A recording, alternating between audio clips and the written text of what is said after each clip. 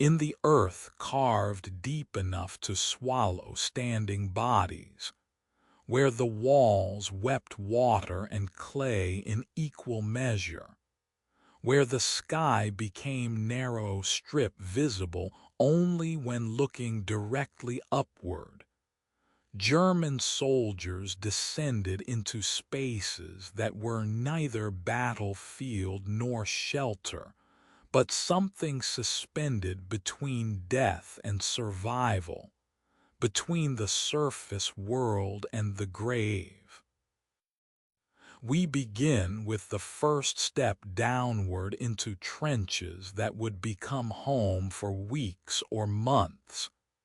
into the understanding that this descent was both physical and spiritual,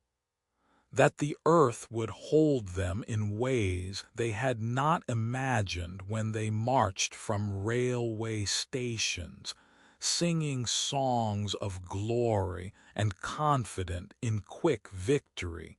that never came. The trench system was labyrinth without exit, front-line trenches, where soldiers faced the enemy across the wasteland called no man's land, support trenches behind them, reserve trenches further back, all connected by communication trenches that ran perpendicular to the front, creating maze of earth passages that stretched for hundreds of miles along the Western Front. The trenches were approximately 7 feet deep when properly maintained, though shell impacts and erosion, and the simple weight of men moving through them constantly changed their dimensions. The walls were reinforced with sandbags and wooden planks where materials were available, left as bare earth where they were not, creating spaces that felt less like military fortifications than like graves occupied by the living. It is said that the first hours in the trenches were the most disorienting for new soldiers arriving from training camps. The physical reality differed so completely from what training had suggested. Training had emphasized movement and attack, had prepared soldiers for mobile warfare, for the cavalry charges and rapid advances that everyone expected would characterize modern combat. Instead, the trenches represented stasis, represented war transformed into occupation of fixed positions, represented the failure of all the military theories that had predicted quick victory through offensive action. The new soldiers descended into earth and discovered they would live there, would eat and sleep and exist in spaces barely wide enough for 2 men to pass, would become intimate with mud and rats, and the constant presence of death in ways no training could have prepared them for. We descend now into the daily existence that defined trench life more than the actual combat that punctuated it. The routine was structured around necessity sentries, watching no man's land in shifts, work parties repairing damaged sections of trench, digging new positions, stringing wire, the endless labor of maintaining earth fortifications that artillery constantly destroyed. The standing water was perpetual presence, rain collected in the trenches, Groundwater seeped through walls. The drainage systems that were supposed to prevent flooding were never adequate, leaving soldiers standing or sitting in water that was often ankle-deep, sometimes knee-deep,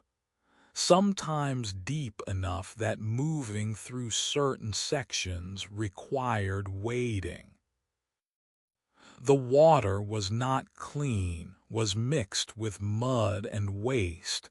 and the seepage from latrines, and often with the runoff from areas where the dead lay unburied, creating toxic soup that caused disease and infection, and the particular horror of trench foot, the condition where feet rotted from prolonged exposure to cold and wet. The smell was omnipresent and overwhelming, the latrine smell from waste that could not be properly disposed of. The smell of unwashed bodies when bathing was impossible. The smell of decay from corpses in no man's land, and sometimes in the trenches themselves, when removal was not possible. The smell of stagnant water and mildew, and the distinctive odor of poison gas that lingered after attacks. The smell became so familiar that soldiers ceased to fully notice it, but it soaked into uniforms and skin, and was carried with them when they rotated to rear areas, marking them as men from the trenches in ways that could not be hidden. Whispers tell us of the rats, brown rats the size of cats, grown enormous from feeding on the dead and on the food supplies that could not be adequately protected, bold enough to run across sleeping soldiers, numerous enough that killing them was futile because more always came. The rats were both horror and dark comedy. Soldiers would hunt them for sport, would bet on which rat could kill the most quickly, would sometimes eat them when official rations were insufficient, would learn to sleep despite rats running over them because sleep was too precious to be interrupted by disgust or fear of creatures that were ultimately less dangerous than shells or gas or machine gun fire. We witnessed the architecture of survival that developed, the dugouts carved deeper into trench walls, reinforced with timber or concrete when available, creating spaces that offered some protection from shells, that were drier than the trenches themselves, that became the privileged spaces where officers and NCOs could sleep, and where ordinary soldiers could rest when rotation allowed. The funk holes, smaller excavations just large enough for one man to crouch or sit, carved into trench walls at intervals, offering minimal shelter, but at least temporary escape from standing in the water and the rain. The fire steps, raised platforms where soldiers stood to observe no man's land and to fire over the trench parapet. The elevated positions that saved men from the worst of the water, but exposed them to sniper fire if they raised their heads above the protective sandbags. We sit now with the waiting that defined trench life more than combat. The hours and days between attacks when there was nothing to do except maintain the trenches and stand watch and wait for the artillery bombardment that might come, or the gas attack that might arrive on favorable winds, or the order for an attack that meant climbing out of relative safety into the killing ground of no man's land.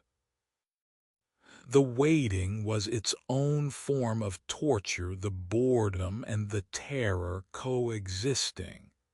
the mind seeking occupation,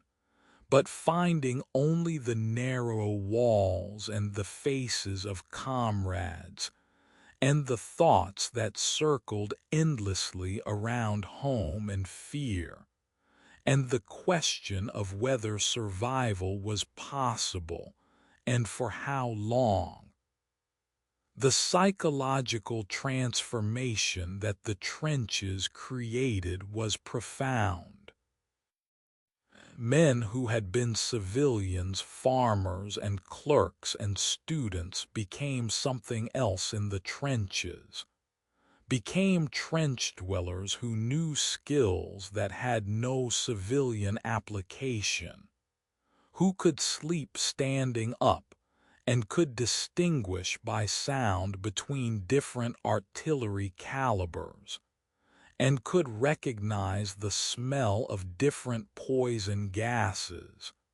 and could move through darkness, navigating by touch and memory through passages they had walked hundreds of times.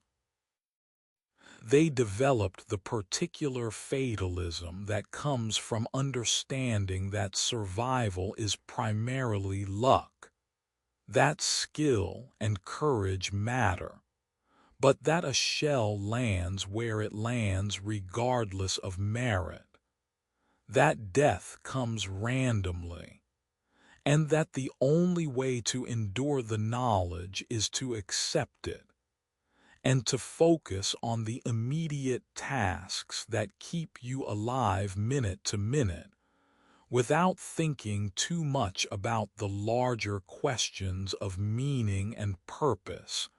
that the trenches made unanswerable. The small rituals maintained sanity, the careful cleaning of rifles even when everything else was filthy, the writing of letters by candlelight that attempted to bridge the unbridgeable distance between trench and home, the sharing of cigarettes, and the whispered conversations in darkness about families and plans, and the lives that existed in memory, but seemed increasingly distant and unreal. The songs sung quietly when exhaustion or fear, or the simple need for human connection, required expression. The jokes that made light of horror because humor was defense mechanism, and because maintaining humanity required treating the inhuman circumstances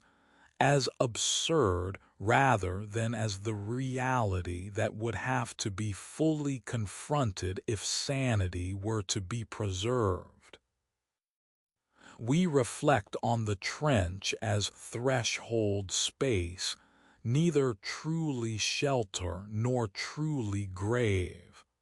but something between, something that held men in suspension between the life they had left behind and the death that waited with patience and certainty. The soldiers who descended into trenches underwent a kind of burial, were swallowed by earth, were removed from the surface world, entered spaces where normal rules of existence no longer applied, where time moved differently, and where the boundary between life and death became permeable and uncertain. Some would emerge from this burial transformed but alive. Others would remain, would be truly buried when shells collapsed sections of trench, would be interred in the walls when removal was impossible, would become literally part of the earthworks that other soldiers would continue to occupy and defend. We close now in a trench at night, the darkness absolute, except for occasional flare that illuminates no man's land in brief burst of magnesium light. The silence broken by distant artillery, and the sounds of men shifting in their positions, and trying to sleep, and the rats moving through the passages. A soldier stands at the fire step, looking out at the wasteland between the trenches, seeing nothing in the darkness, but knowing the enemy is out there in similar trenches living similar lives, understanding that tomorrow or the day after or someday soon, the order will come to climb out and cross that space, and that when it comes he will climb because there is no alternative, because the trench that has been home and tomb and shelter and prison will release him temporarily into something worse, into the open air where bullets seek flesh and shells explode and survival becomes even more unlikely than it is in the relative safety of this earth-carved passage that has swallowed him and holds him and may never let him go. The trench, the descent, the earth closing around, the living entombment, the space between life and death, the mud that held bodies, the walls that wept, the waiting that defined existence, the threshold where men lived suspended between past and future, between the surface and the grave, between humanity and what war was making of them. The trench that became tomb of living men, forever carved in earth, forever holding those who descended, forever the space where a generation learned what industrial war meant, forever. In the moments before dawn when darkness thinned but light had not yet come,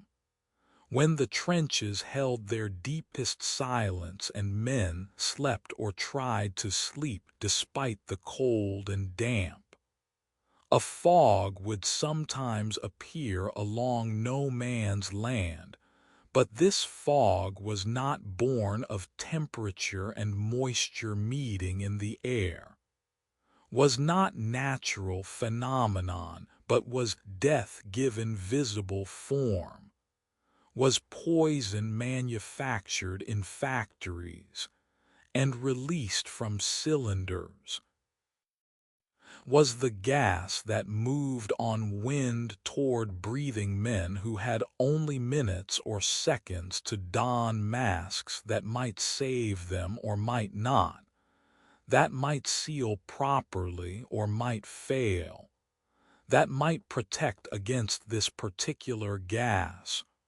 or might be useless against the newer variants that chemists were constantly developing. We begin with April 22, 1915, near Ypres in Belgium.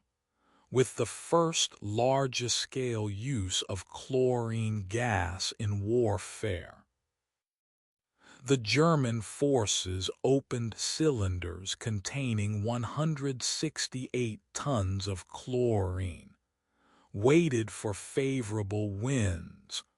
watched as greenish-yellow cloud rolled across the battlefield toward Allied trenches.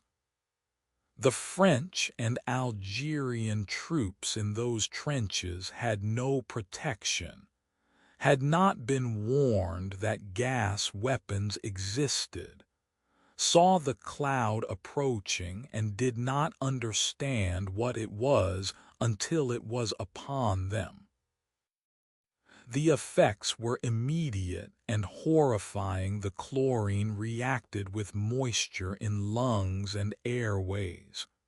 produced hydrochloric acid that burned from inside, caused soldiers to choke and gasp, and cough up blood-stained froth,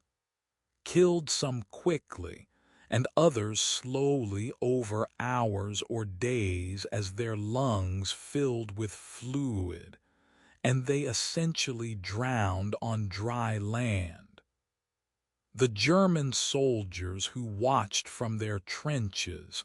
saw the effectiveness and saw too the horror they had unleashed. Some would later say they felt shame, that seeing men die from gas was different from seeing them die from bullets or shells, that there was something particularly awful about chemical weapons, even in context of war that was already awful beyond previous imagining. But the gas had been released, the door had been opened, and what followed was escalation. All sides would use gas, would develop new variants, would create chemical arsenals that would eventually include dozens of different compounds, each designed to overcome the masks that were developed to protect against the previous generation of gases. It is said that the gas evolved with terrifying speed. Chlorine gave way to phosgene, more toxic, harder to detect because it had only faint smell, killing more effectively and more reliably. Then came mustard gas, which was not actually gas but was liquid that evaporated, that blistered skin on contact, that burned lungs and eyes,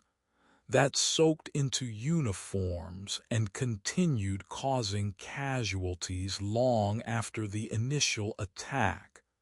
that could make territory uninhabitable for days or weeks.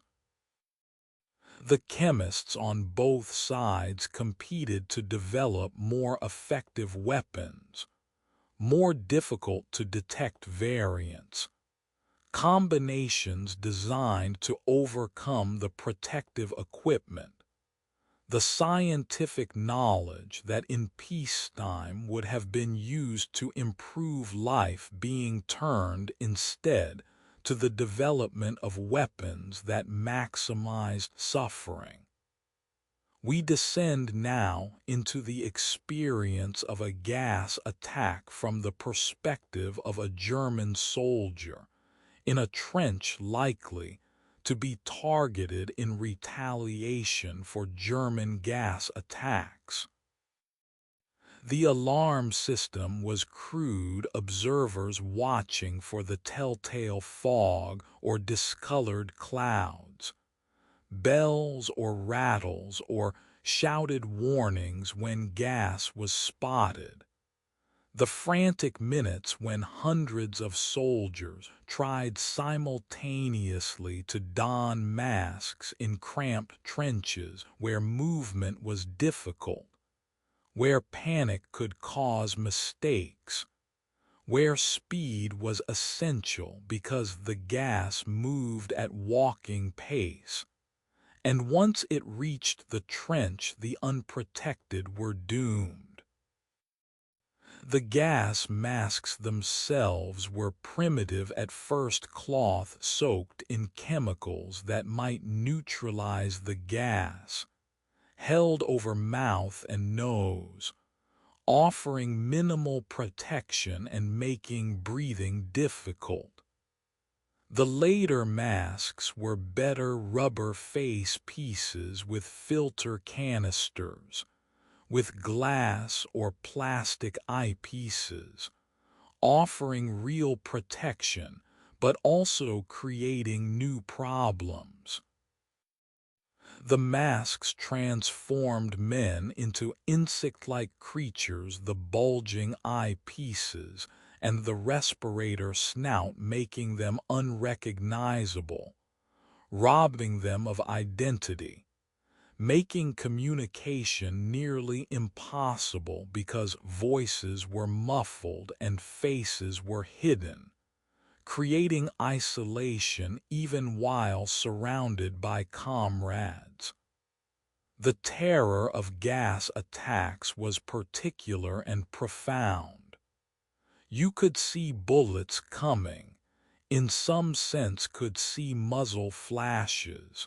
could hear the reports, could take cover. You could see shells exploding, could hear them coming, could dive for shelter, could sometimes survive through luck or quick reaction. But gas was invisible or nearly so, moved silently or with only the wind's sound, could be upon you before you fully realized the danger, required protection that might fail, that depended on equipment that might have defects, that required trust in rubber and cloth and chemicals to stand between you and suffocating death. The masks were claustrophobic. Breathing through filters was labored and difficult. The eyepieces fogged, easily leaving you functionally blind. The seal around the face had to be perfect or gas would seep in. But maintaining perfect seal was nearly impossible in combat conditions, where exertion and sweating and the need to shout orders all compromised the mask's effectiveness. Whispers tell us of those who were caught without masks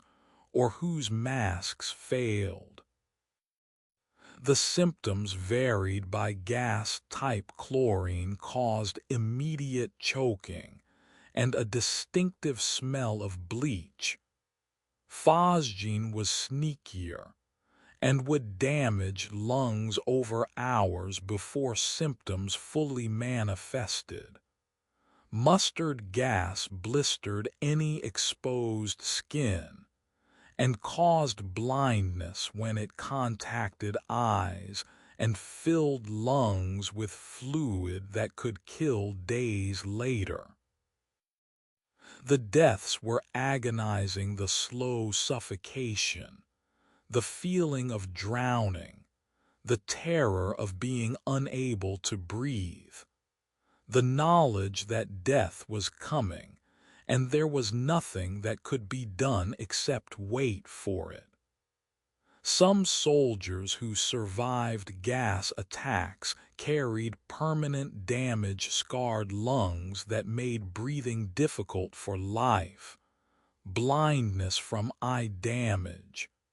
voices destroyed by chemical burns to throats,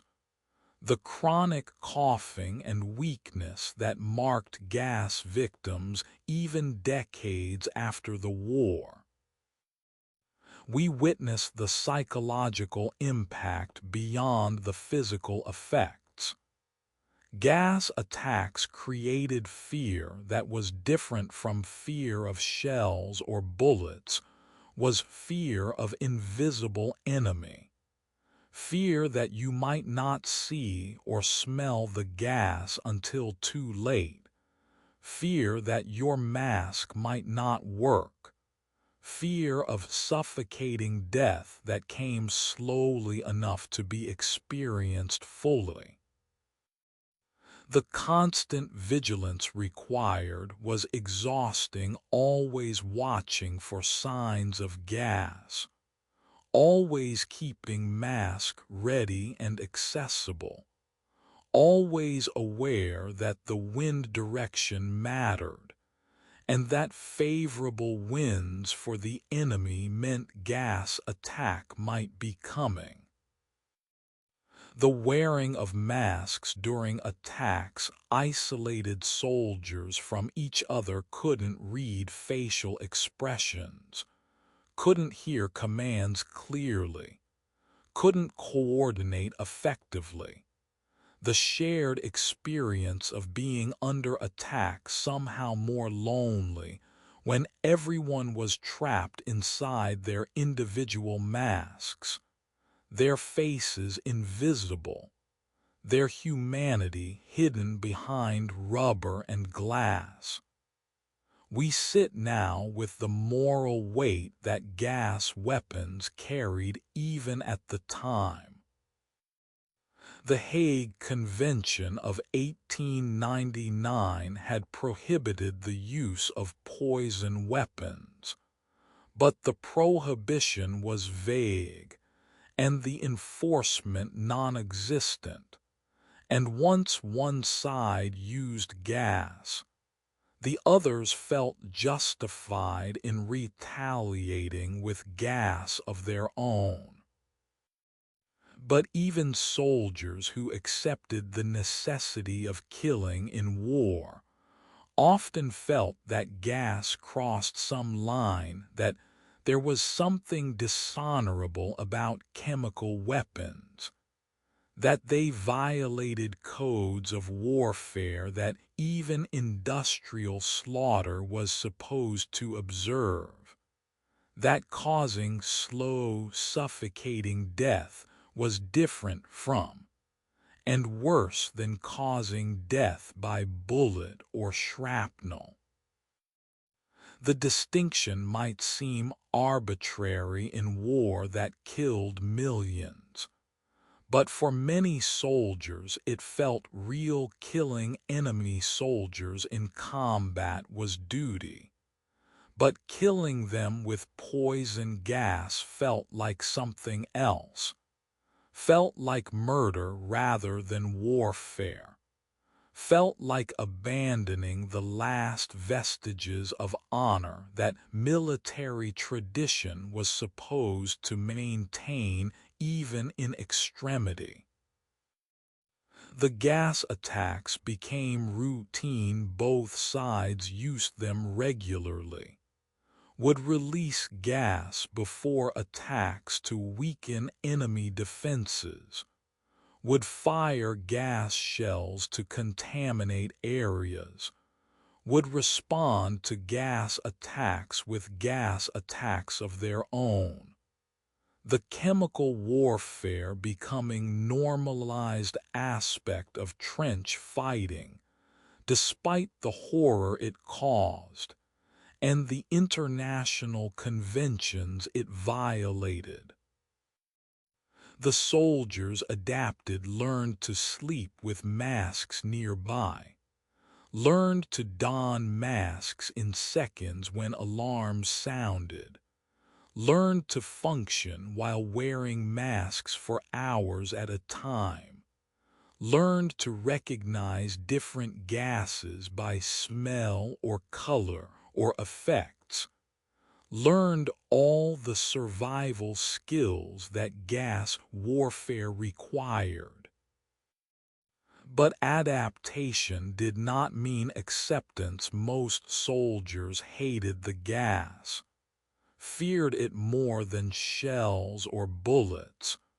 would have welcomed prohibition of chemical weapons if such prohibition had been possible, but continued using gas because the enemy used gas, and the only alternative to using it was dying from it. We reflect on gas as symbol of what modern warfare had become: the application of industrial science to killing, the development of weapons that maximized suffering, the escalation where each side's innovations required the other side to innovate in response, the cycle of horror building upon horror, until the war bore almost no resemblance to the combat that armies had trained for, or that generals had planned, or that anyone had imagined when the conflict began. The gas represented the transformation of war from something with rules and codes and limits into something that knew no limits, that would use any weapon that might provide advantage, that would poison the air itself if poisoning air might weaken the enemy. We close now in a trench where gas alarm has sounded, where soldiers have donned masks in the minutes before the cloud arrives, where they wait in the eerie silence behind their masks for the gas to pass or disperse, unable to see clearly through fogged eyepieces, unable to communicate effectively through muffled voices. Each man alone inside his mask, even while surrounded by comrades. Each man listening to his own breathing amplified inside the rubber. Each man wondering if the seal is perfect and the filter is working, and whether he will still be alive when the mask can finally be removed. The gas, the invisible death, the masks that transformed men into insects, the breathing that became dangerous, the fog that was poison, forever drifting,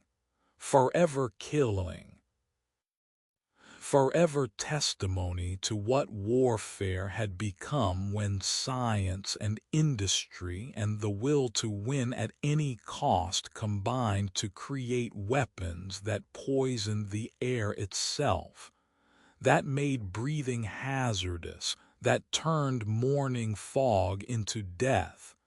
that required men to trust in rubber and chemicals to stand between them and suffocation. The gas, forever approaching, forever feared, forever the threshold of the invisible, forever. In the supply lines that stretched from rear areas through devastated landscape to front trenches, through mud that swallowed vehicles and under artillery fire that destroyed convoys. Food traveled distances that transformed it from nourishment into something harder to name, harder to consume, but necessary nonetheless, because hunger was constant companion, and even inadequate food was better than starvation that waited as alternative. We begin with the bread the Schwarz brought,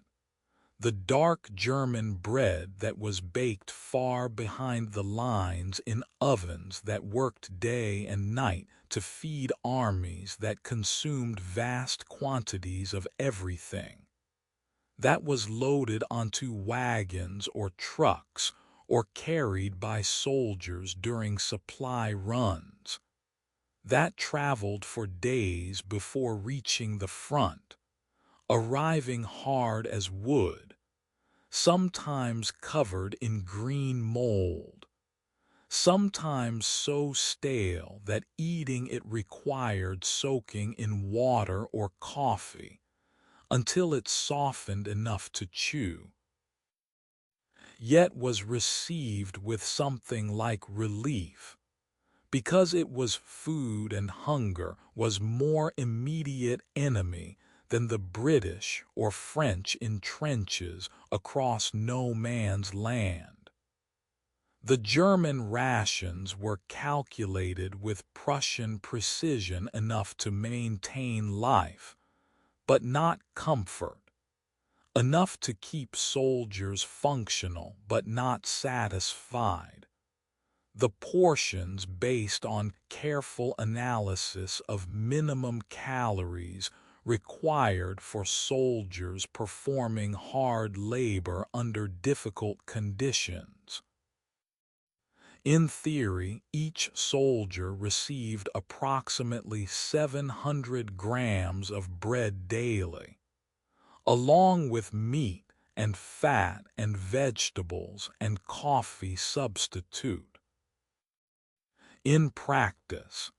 the amounts received at the front were often less than the official ration. Spoilage reduced what was available. The difficulty of transportation meant supplies did not always arrive. The corruption that existed in supply chains meant some food disappeared before reaching the soldiers who were supposed to receive it. The prioritization of ammunition over food meant that, when choices had to be made, shells were transported and food was left behind to arrive when transportation became available. It is said that the Allied naval blockade of Germany was weapon as effective as any army, was strategy of slow starvation that affected not just soldiers but civilians, that tightened its grip as war continued, until by 1917 and 1918 Germany was genuinely hungry, was experiencing malnutrition on massive scale,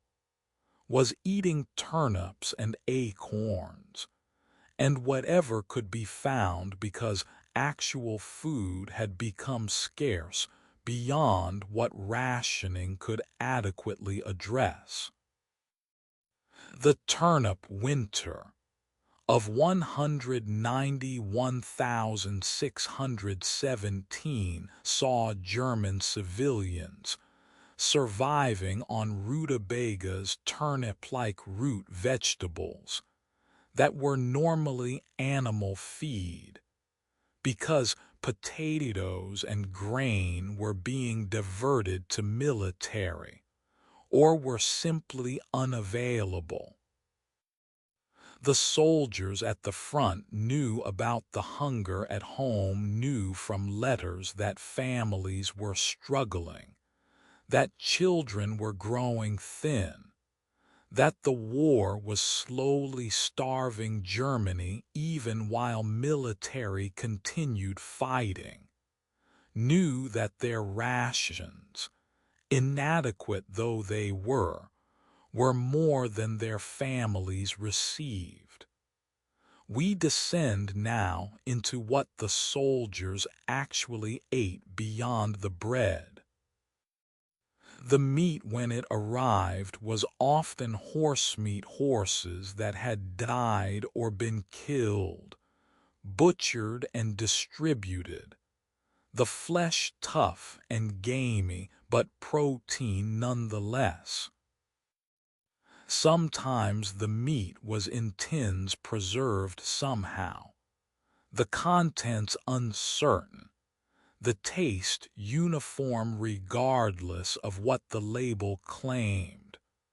the soldiers joking that it was probably rat meat, or that the horse had been dead for days before butchering,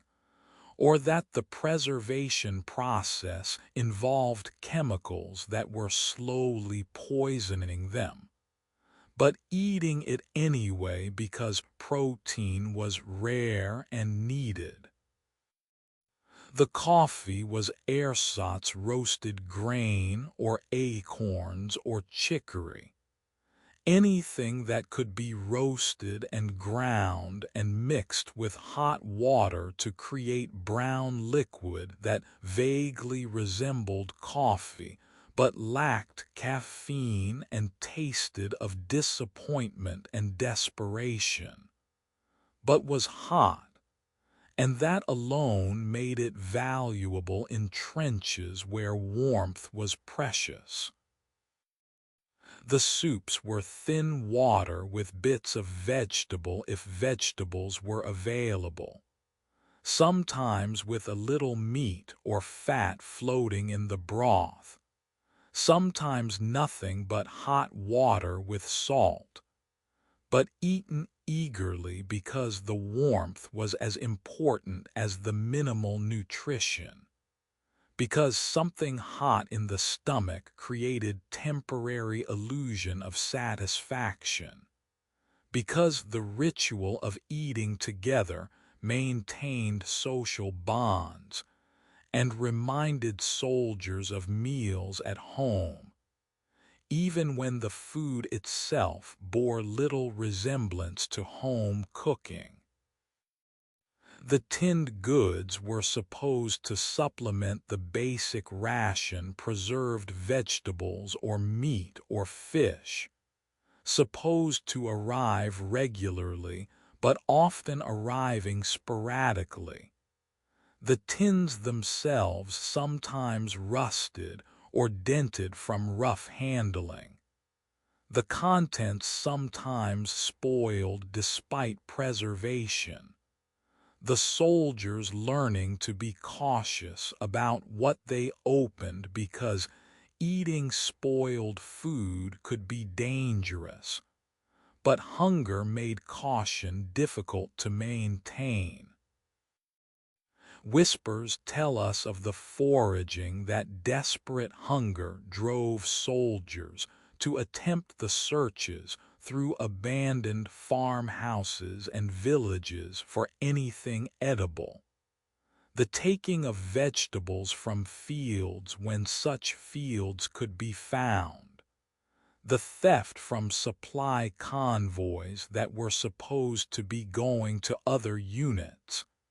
the occasional discovery of wine cellars or food stores that had been left behind by fleeing civilians, the brief abundance followed by the return to normal scarcity. The soldiers who foraged risked punishment if caught, but hunger was powerful motivator, and the punishment for theft seemed abstract compared to the immediate suffering of continued hunger. The trapping of rats was discussed more than it was actually practiced. The idea that starving soldiers ate rats became part of the mythology of the trenches, and some soldiers did trap and eat them, but most could not overcome the revulsion despite the hunger, could not bring themselves to eat creatures that had been feeding on the dead, could not cross that final threshold even when crossing it might have relieved the constant ache of insufficient food. We witness the hierarchy that food created. Those with access to supply lines had power over those without. The cooks and supply sergeants who controlled distribution had leverage that could be used or abused. The officers who received better rations than enlisted men, creating resentment that added to the other tensions of military hierarchy. The soldiers who received packages from home having luxuries that those without such packages could only watch and envy. The packages from home when they arrived intact, which was not always contained sausages and cheese and bread baked by mothers or wives,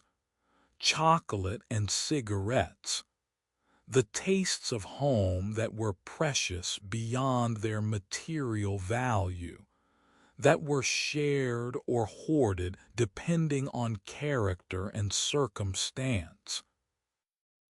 that created brief connection to the world beyond the trenches where families still existed and kitchens still produced food that tasted like care and memory,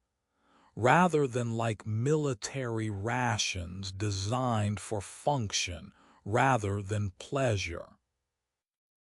We sit with the psychological impact of chronic hunger, the obsessive thinking about food,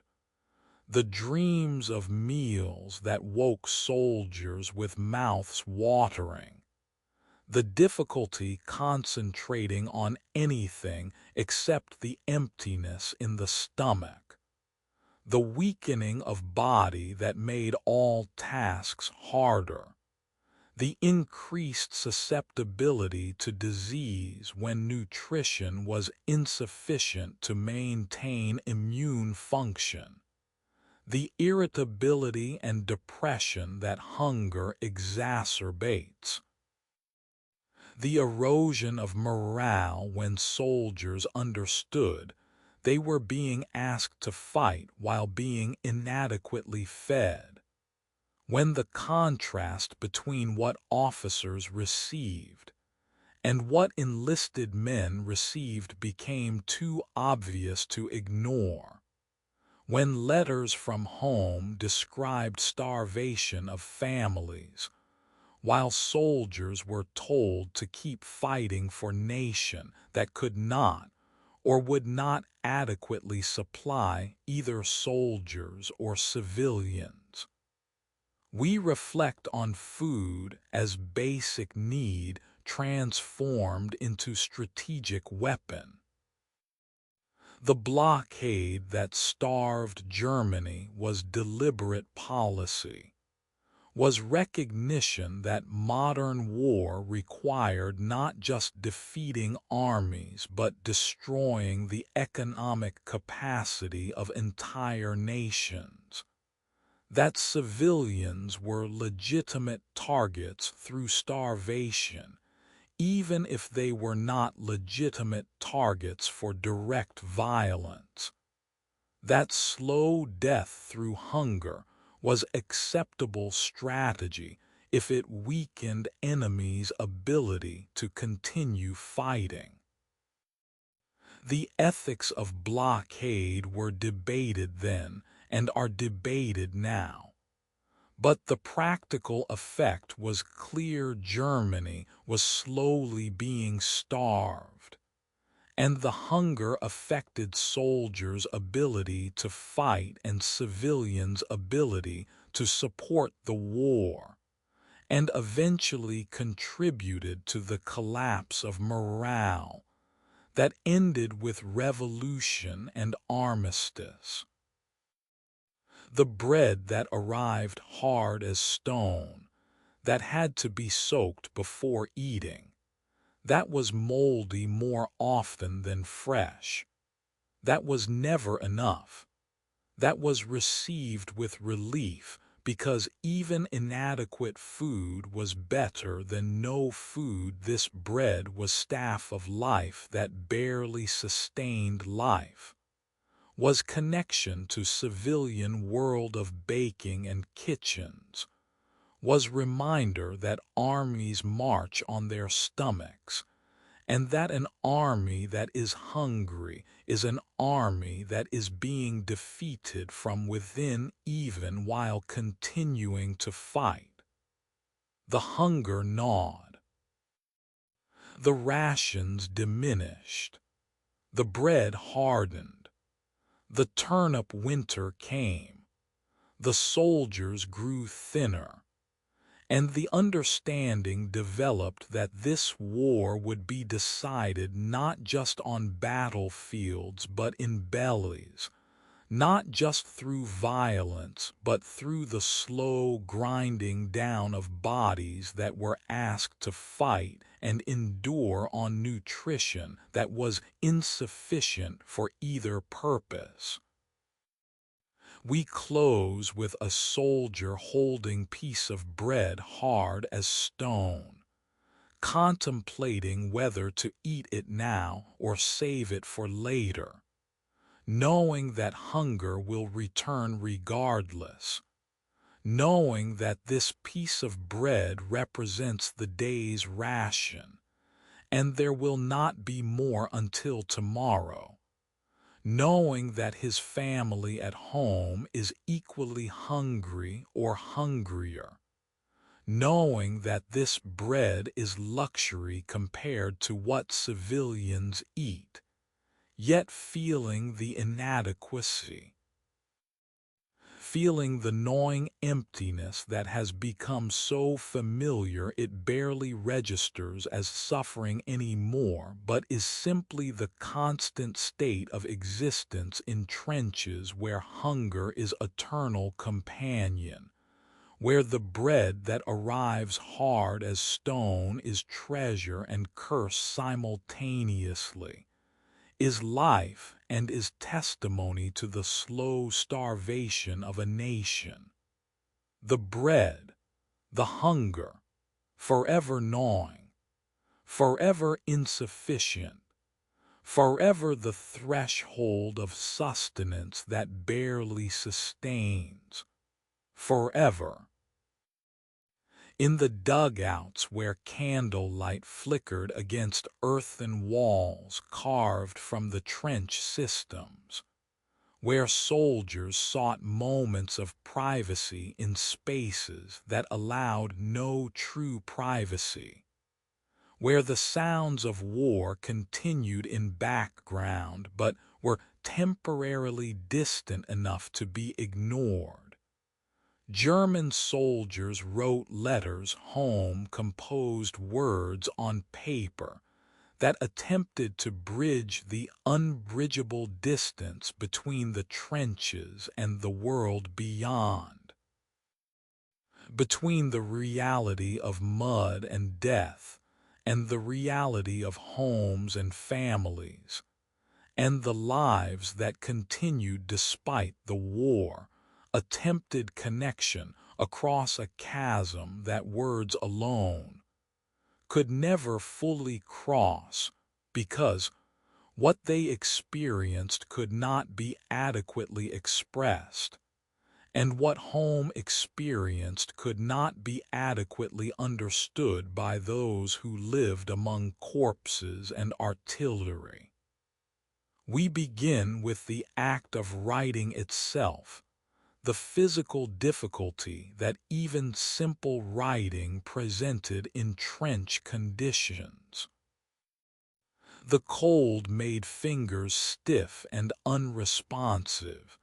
made holding a pencil difficult, made forming letters a matter of concentration and effort rather than the automatic process writing normally was. The paper was often damp from the ambient moisture, would absorb water from the air and become soft and prone to tearing, would smudge easily when wet fingers touched it. The light was inadequate, a candle at best, sometimes just a lantern shared among several soldiers, creating flickering shadows that made seeing clearly difficult, that strained eyes already exhausted from constant vigilance, that made writing itself an act of will as much as of literacy. But more difficult than the physical act was the search for words adequate to what needed expressing. What do you say to mother or wife or sweetheart when you cannot tell the truth because the truth is too horrible? When censorship forbids mentioning locations or losses or conditions that might undermine morale? When the letter will be read by officers looking for violations,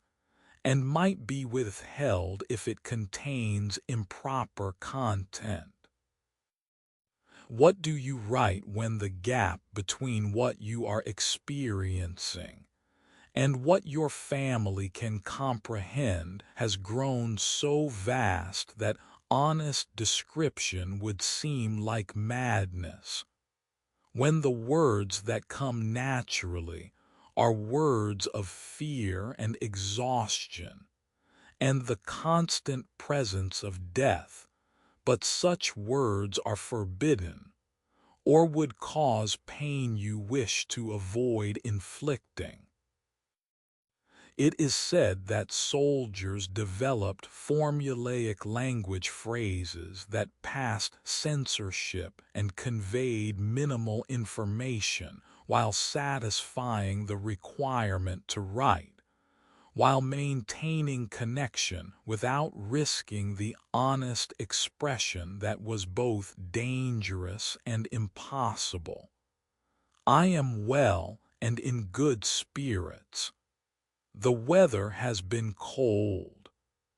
I think of you often and look forward to when we will be together again. The phrases were ritualistic, were what was expected, were safe and empty, and left unsaid everything that mattered but could not be said. Some soldiers wrote these formulaic letters and felt that they were lying, that the disconnect between what they wrote and what they experienced was betrayal of some kind, that families deserved truth even if truth could not be given. Others wrote the formulas without much thought, recognized that the letters were performance for censors and for families both, understood that the real communication was not in the words, but in the fact of the letters' existence, in the proof that they were alive at least as of the writing.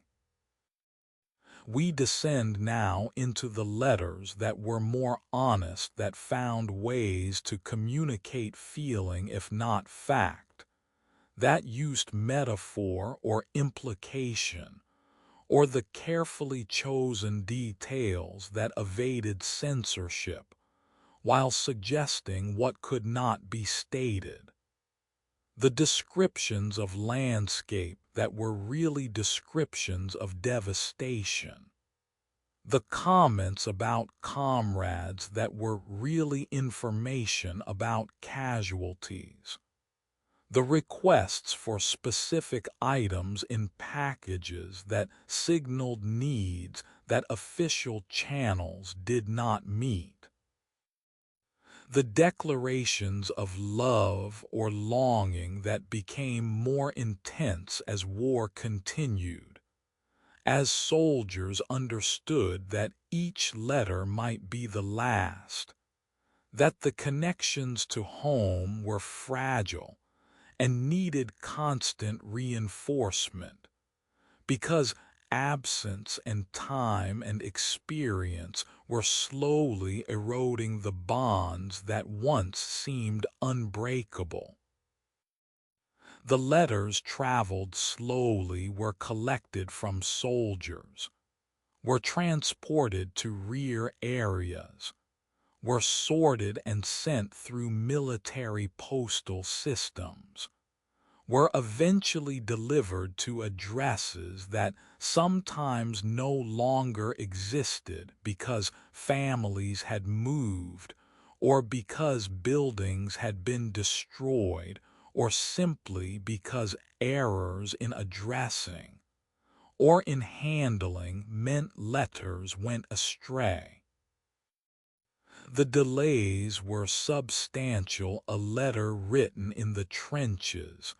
might take 2 weeks to reach home, and the response might take 2 weeks to return, creating conversations where the temporal displacement was such that nothing either party wrote was response to what the other had last written, where the letters crossed in transit and arrived in wrong order, where the attempt at dialogue became more like parallel monologues that occasionally referenced each other, but could never achieve the synchronicity that real conversation requires. Whispers tell us of the letters received in return, news from home about births and deaths, about siblings growing and parents aging, about harvests and shortages and the progress of seasons, about the ordinary life that continued despite the war, and that seemed both precious and incomprehensible to soldiers whose existence had become so divorced from ordinary that the reports from home seemed like tales from another world. The births announced children born to soldiers who might never see them, fathers created by telegram or letter who would remain absent for years if they survived at all,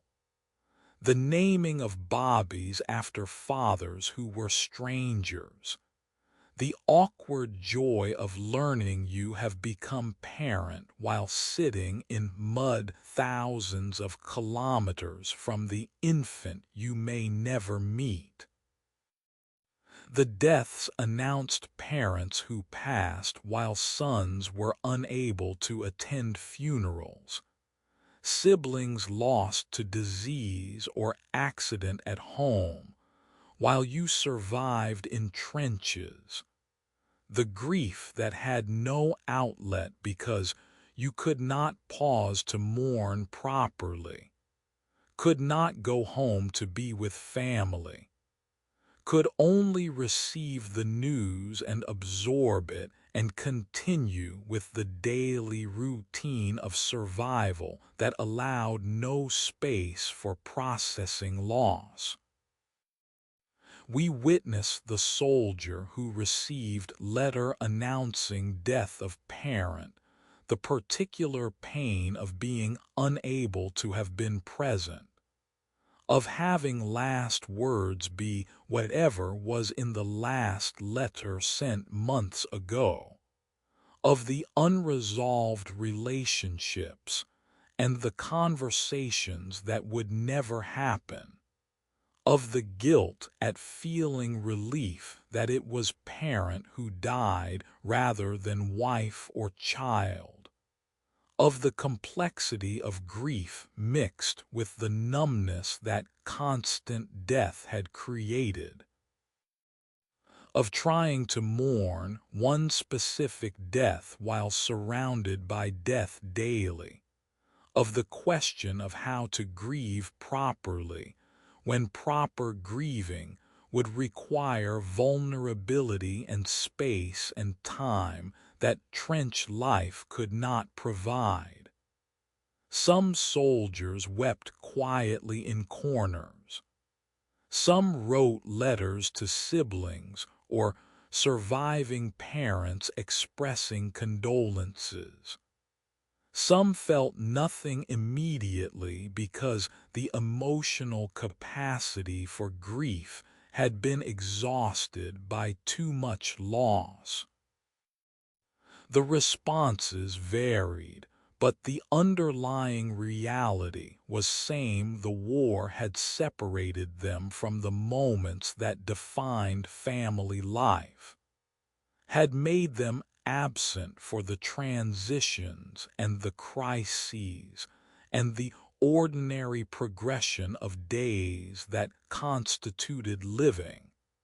had transformed them into observers of their own families' lives rather than participants.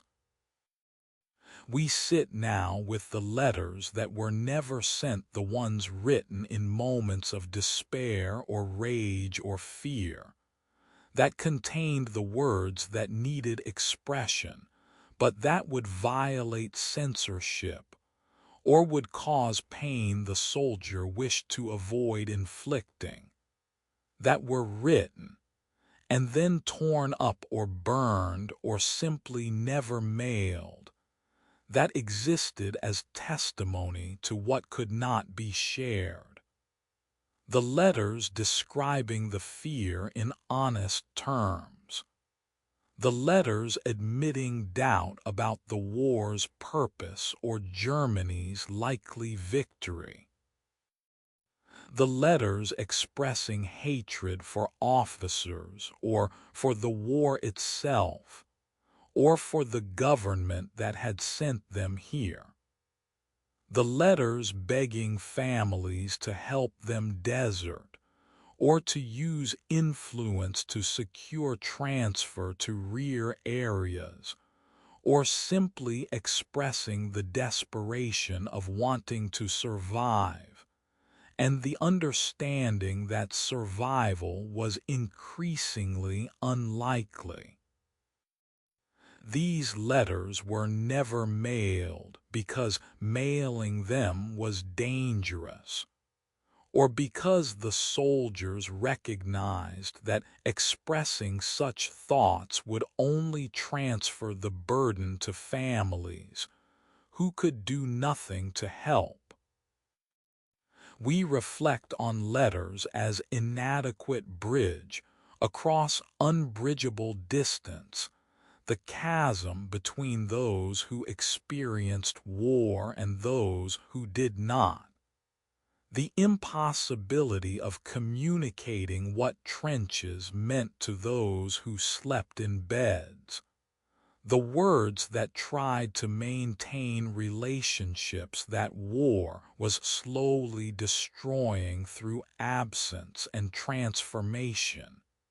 and the changes that combat inflicted on those who endured it. The letters were attempt at connection, but they were also evidence of disconnection, were proof that the gap was growing, that soldiers and families were living in different worlds, that the self who wrote letters was increasingly different from the self that families remembered, that the soldier in the trench was becoming stranger to those at home who loved him, but could not know him any more because what he had become could not be captured in censored letters written by candlelight in earth dugouts, while shells fell and death waited, and the world of home seemed increasingly mythical and impossible to believe in. We close with a candle burning low, a letter half-written, words trailing off because the soldier cannot find language adequate to what needs saying, because the gap between experience and expression has grown too wide to be bridged by words alone, because the world he is writing to seems less real than the trench around him, because his family has become characters in memory rather than people he will actually see again. Because the future where he returns home has become too hypothetical to plan for, and the present of the trench is all that feels real. The letter remains unfinished. The candle burns lower. The silence grows. And in that silence is all that cannot be said, all that cannot be written, all that separates the soldier in the trench from the family reading previous letters and waiting for next letter, and imagining their soldier based on memories that grow more distant with each passing month, while the actual soldier transforms into something they would not recognize, into someone who can no longer write honestly about what he has become. The letter, the flickering light, the words that cannot bridge distance, the silence between sender and recipient, forever growing, forever unbridgeable, forever the threshold of the unsayable, forever. In the pockets of soldiers' uniforms, pressed against bodies through layers of wool and cotton, mechanical watches kept time through the artillery barrages, and the machine gun fire, and the daily rhythm of trench, routine the small brass or steel mechanisms clicking forward second by second, marking the progression of hours and days and weeks, maintaining connection to the civilian world, where time mattered for purposes other than knowing when your watch shift ended or when the next attack would begin. We begin with time as it functioned before the watches stopped the careful winding each morning or evening, the checking of the hour to coordinate movements, the glances at watch faces that reminded soldiers that somewhere beyond the trenches, time still structured life, according to schedules and appointments, and the ordinary measurements of temporal progression that had meaning in peacetime, but seemed increasingly arbitrary in the timeless present of the trenches. The watches were various, the cheap pocket watches that working-class soldiers carried, purchased before the war or received as gifts upon enlistment, the slightly better timepieces that skilled workers or lower middle-class soldiers possessed, the quality watches that officers wore on wrists or chains, the family heirlooms passed down from fathers or grandfathers who had carried them through previous wars, or simply through ordinary lives, now interrupted by this extraordinary catastrophe. Each watch was individual object with its own history, the inscription on the back that marked an anniversary or birthday, the dent from when it was dropped, the slight irregularity in the movement that made it run a few minutes fast or slow, the patina on the case from years of handling, the personal history embedded in object that had measured time for its owner, and that would continue measuring until the moment when time stopped. It is said that soldiers developed particular relationships with their watches, would check them compulsively during periods of fear or boredom, would calculate how many hours remained until relief, or how many days had passed since last leave, would use the watches as objects to focus on when surrounding chaos became overwhelming. The small mechanical certainty of gears and springs providing psychological anchor in environment where nothing else felt reliable or predictable. The watches were also connections to specific moments, the time when you received news from home, the hour when a particular battle began or a friend was killed, the minute when you decided something that mattered. The watches becoming repositories of memory as much as measures of current time, their hands pointing to present, but their significance reaching into past and suggesting possible futures when this present might itself be memory. We descend now into the moment when a shell exploded close enough that the concussion stopped the mechanism, froze the hands at the instant of impact, created artifact that marked the moment when time ceased for the soldier who had carried it, or at least marked a moment significant enough that it deserved permanent commemoration. The physics of the explosion, the overpressure wave that radiated outward from the detonation, the shock traveling through air and earth and bodies, the sudden compression followed by rarefaction, the physical force sufficient to stop a watch's delicate mechanism,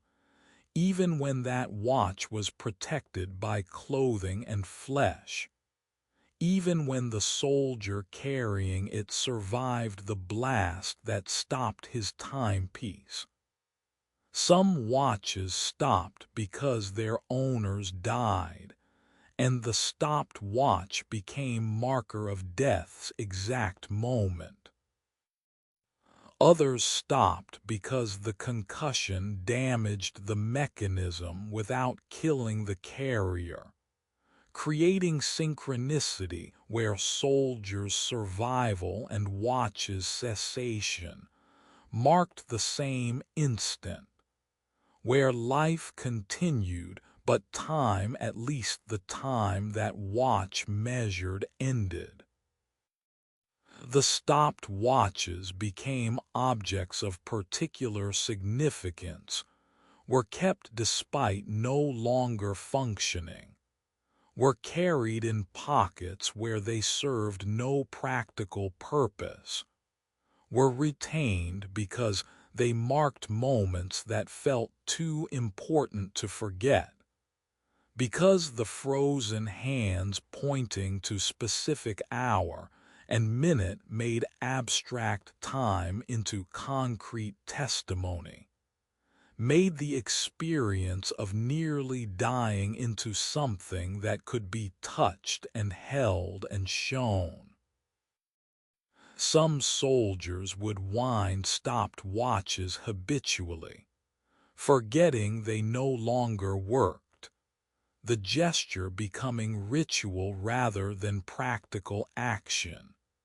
the attempt to restart time that had stopped becoming symbolic of larger wish to undo what had happened, to return to moment before the explosion or before the war itself, when time had flowed normally, and watches had kept it, and the future had seemed like something that could be planned for rather than something that might end at any second without warning. Whispers tell us of the watches found on bodies, the stopped timepieces that became evidence of when death had come, That allowed reconstruction of battle's timeline. That told families the exact moment when their soldier had died at least as precisely as watches could measure moments. The watches were returned with other effects when possible, sent home in packages along with letters and photographs, and whatever personal items could be recovered, the stopped watch becoming memorial object, becoming thing family could hold, that father or son or husband had held, that had measured his final hours, that had stopped when he stopped. The mechanical death paralleling organic death in ways that made the watch sacred object rather than simply broken mechanism. We witness the various ways soldiers experienced time in the trenches, the endless waiting that made hours feel like days, where clock hands seemed not to move, where time stretched and distorted until it felt less like progression and more like eternal present, where nothing changed except that you grew older and more exhausted. Then the combat that compressed hours into seconds, where time accelerated until experiences that objectively lasted minutes felt instantaneous, where the adrenaline and fear and intensity made temporal perception unreliable, made clock time and experience time diverge so completely that watches became almost meaningless as measures of what soldiers were actually living through. The nights that lasted forever, the darkness that seemed to extend indefinitely, where dawn would never come, where exhaustion and cold and fear made hours into eternities. The days that disappeared where entire days would pass, and at the end, soldiers could barely remember what had happened, where time had moved but consciousness had been suspended, where the day was simply gone without having been fully experienced. We sit with the philosophical implications of the stopped watch time as human construct that continues regardless of whether we measure it, but also time as experienced phenomenon that ends for individuals even while continuing for universe. The watch that stops marking both mechanical failure and existential truth. The frozen hands pointing to moment that was present but immediately became past, that was now but instantly became then. That marked threshold between being and non-being, or between one state of being and radically different state. The soldier who survived the explosion that stopped his watch understood something about time that those whose watches kept running could not fully grasp, that time is fragile, that the mechanisms that measure it can fail, that the progression we take for granted can cease, that any moment might be the moment when time stops, at least for us, even if it continues for others. We reflect on watches as symbols of modernity and industrialization, the precise mechanisms that made modern warfare possible through coordination of movements, that allowed armies to function as synchronized machines, that enabled the timetables and schedules that moved millions of men and tons of material according to plans that required precision impossible without accurate timekeeping, but also watches as symbols of modernity's failure, the timepieces that stopped when shells exploded testified that precision and planning and coordination could not control or prevent the random violence that stopped watches and hearts with equal indifference. That industrial war destroyed the very instruments that made industrial war possible. That modernity contained within itself the means of its own destruction. We close contemplating a watch lying in mud, its hands frozen at 3:47 or 11:23 or whatever moment it stopped, its ticking silenced, its gears no longer turning, while around it time continues for some and stops for others, while the seconds pass that the watch will never measure again, while the war grinds forward according to its own temporal logic that respects neither human clocks nor human lives, that continues regardless of individual deaths or mechanical failures, that will end eventually, but that in its duration consumes watches and men with equal appetite, stopping both, making both silent, making both monuments to moments when time ceased for particular objects and particular people, but continued for the war itself, which measured time not in hours or minutes, but in casualties and kilometers gained or lost, in shells fired and trenches captured,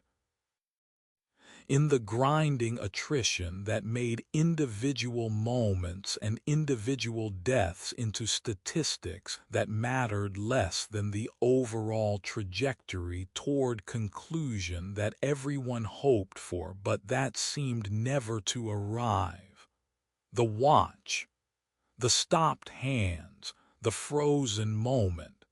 the time that ceased for mechanism and perhaps for carrier, the silence where ticking had been, the hands pointing forever to instant of explosion or death or survival, forever stopped, forever marking, forever testimony to fragility of timekeeping and of life itself, to the moments when everything changes in explosion fraction of second, to the arbitrary nature of which watches stop, and which keep running, and which soldiers die, and which survive, and whether there is any logic to distribution of stopped time and continued time, except the logic of blast waves and trajectories, and the physics of explosions that care nothing for the hopes or plans or the carefully wound watches of those caught in their radius. The watch, the stopped time, forever frozen, forever testimony, forever threshold where time ended, forever. In breast pockets and wallets and the interior compartments of uniforms where soldiers tried to keep precious things protected from the elements. Photographs were carried, small portraits taken in studios with painted backdrops and careful lighting. Family groups arranged formally with everyone looking at camera. Sweethearts captured in moments of youth and hope. Children photographed to send to fathers who had not yet met them, or who had left when they were infants. We begin with the photograph as talisman, the image looked at before battle to remind soldier what he was fighting for, or at least what he hoped to return to. The faces that represented home and love, and the life that existed beyond the trenches, and that gave meaning to the otherwise meaningless suffering. The visual connection to the world of peacetime that became increasingly distant and difficult to believe in. As war continued month after month after month, without end in sight. The photographs were fragile paper and emulsion that could not withstand the conditions of trench warfare, that absorbed moisture from the perpetual dampness, that were damaged by mud when soldiers fell, or when water rose in trenches, that began to deteriorate from the moment they entered the war zone, slowly fading and warping and losing definition, until the faces they showed became indistinct,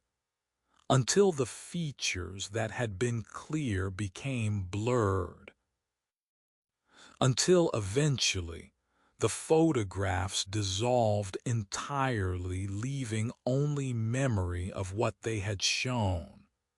leaving only the knowledge that once there had been image, but now there was only water-damaged paper or no paper at all, because the photograph had literally disintegrated in the soldier's pocket, leaving stain and pulp where portrait had been. It is said that soldiers would look at photographs obsessively, would take them out during quiet moments, would study faces that were beginning to fade, would try to memorize features before the photograph deteriorated beyond recognition, would speak to images as if speaking to actual people, would make promises or express longing, or simply look at faces that reminded them that somewhere people existed who cared whether they lived or died, who waited for their return,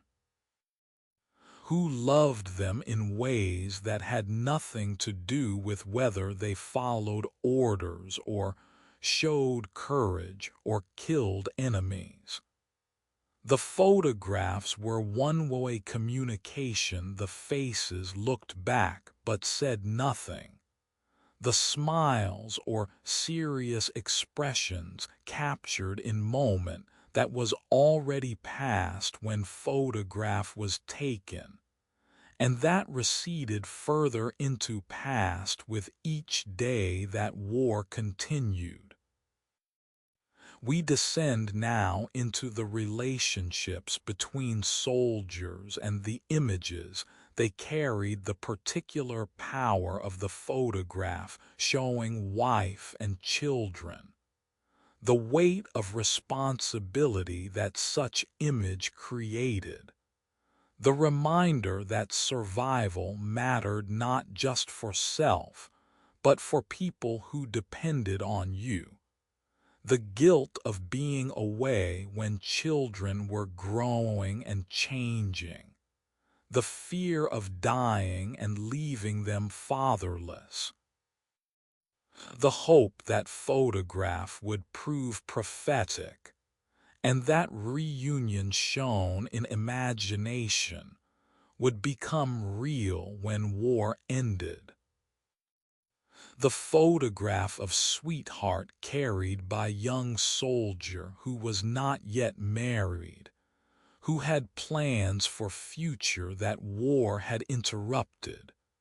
who carried image of girl he hoped to marry when he returned, who looked at photograph and imagined life they would have together, who wrote letters planning wedding that would happen after the war, who made promises to face in photograph, while understanding that photograph showed person as she had been when it was taken, and that she was changing at home, while he changed in trenches, and that reunion, if it came, would be between two different people than the ones who had said goodbye. The photographs of parents carried by soldiers young enough that leaving home had been first major separation, who missed familiar routines and family meals, and the security of being someone's child rather than being soldier expected to show courage and follow orders and potentially die, who looked at photographs of parents and felt homesickness that was physical ache, who worried about parents aging while they were away, who felt guilty for not being present to help with farm work or family business, who received letters saying parents were managing but heard worry beneath reassurances, who understood that parents were afraid for them, and that fear was burden parents carried that could not be lifted by letters or photographs or anything except safe return that was never guaranteed. Whispers tell us of what happened to photographs over time, the slow degradation from exposure to elements that could not be prevented in trench conditions, the creasing and tearing from repeated handling, and from being pressed in pockets, and pulled out and folded and unfolded, the water damage from rain that soaked through uniforms, from standing in flooded trenches, from the perpetual moisture that made everything damp, including the inner pockets where photographs were supposed to be protected. Some photographs became so damaged they were barely recognizable, the faces distorted by water stains, the bodies blurred into abstract shapes, the background dissolved entirely, leaving only ghostly outline of figures that had been clear. Soldiers who witnessed their photographs deteriorating felt particular grief, was losing visual connection to home, was watching faces disappear, was powerless to prevent destruction of thing that mattered more than practical value would suggest. We witnessed the soldier whose photograph was destroyed, completely rain-soaked through his uniform during bombardment, when taking cover meant lying in water, when survival required staying down regardless of whether water was destroying everything in pockets, when the choice was between protecting photograph and protecting life, and there was no choice really because death was more immediate threat than loss of image. After the bombardment, when he checked his pockets, the photograph had dissolved, was soggy pulp that fell apart when touched, was stain on fabric, was gone in any form that could be held or viewed. The grief was disproportionate to objective loss, was only photograph, could be replaced if he ever got home, was not actual person who was lost, but felt like losing something essential, felt like severing connection,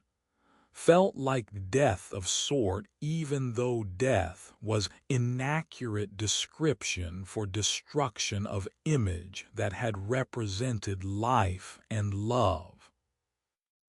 We sit with those whose photographs were taken stolen by looters who searched bodies after battles,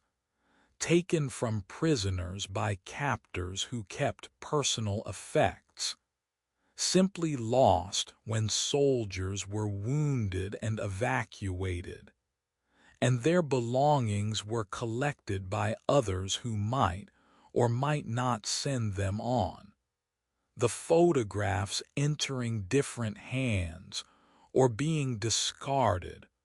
or being kept by strangers who would look at images of people they would never meet and wonder about the stories behind the portraits. Some photographs taken from German prisoners ended up in Allied museums or collections, became historical artifacts representing enemy soldiers.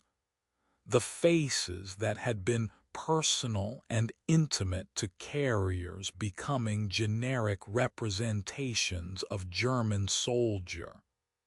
The individuality and the love that photograph represented being subsumed into larger narrative of war, where individuals mattered less than categories and statistics. We reflect on photographs as insufficient substitutes for actual presence, the frozen moment that could not capture continuing life, the smile that had been real when photographed,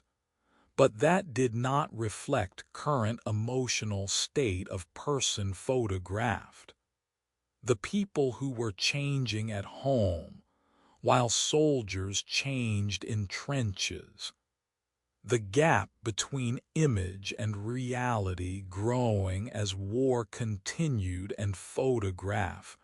remained fixed in past moment that no longer existed.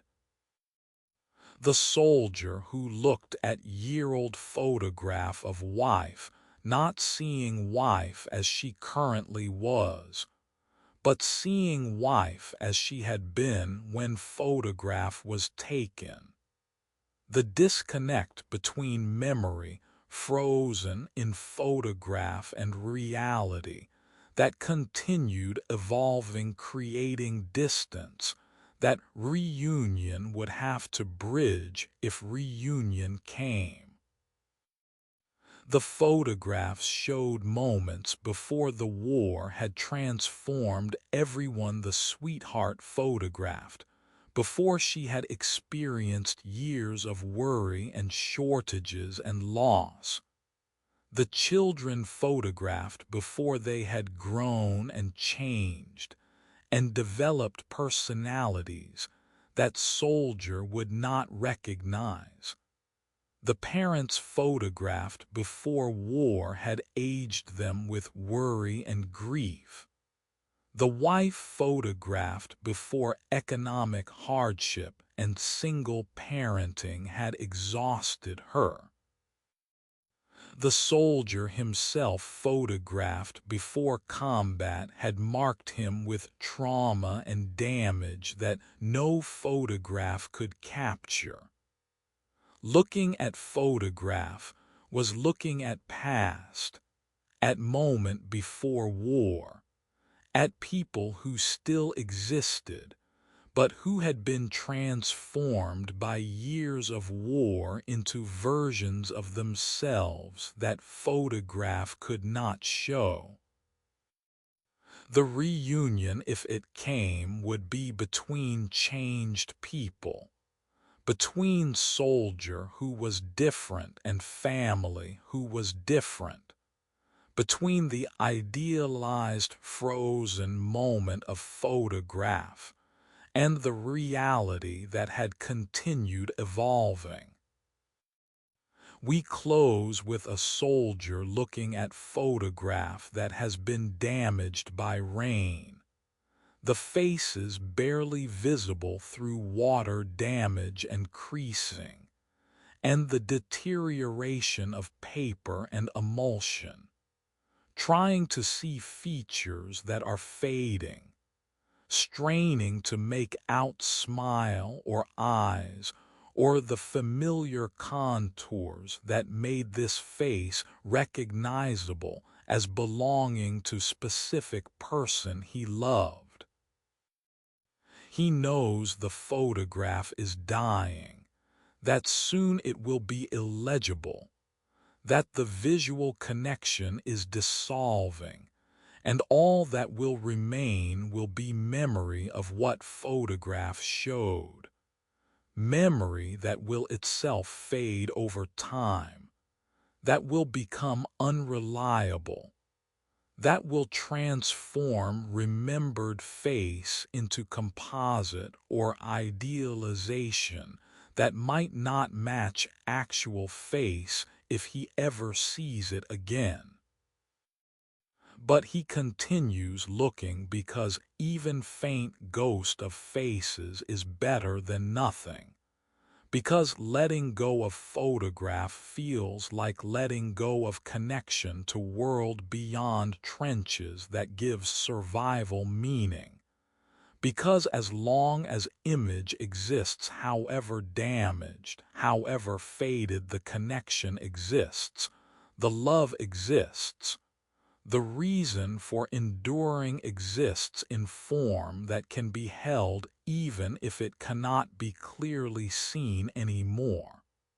The photograph, the fading faces,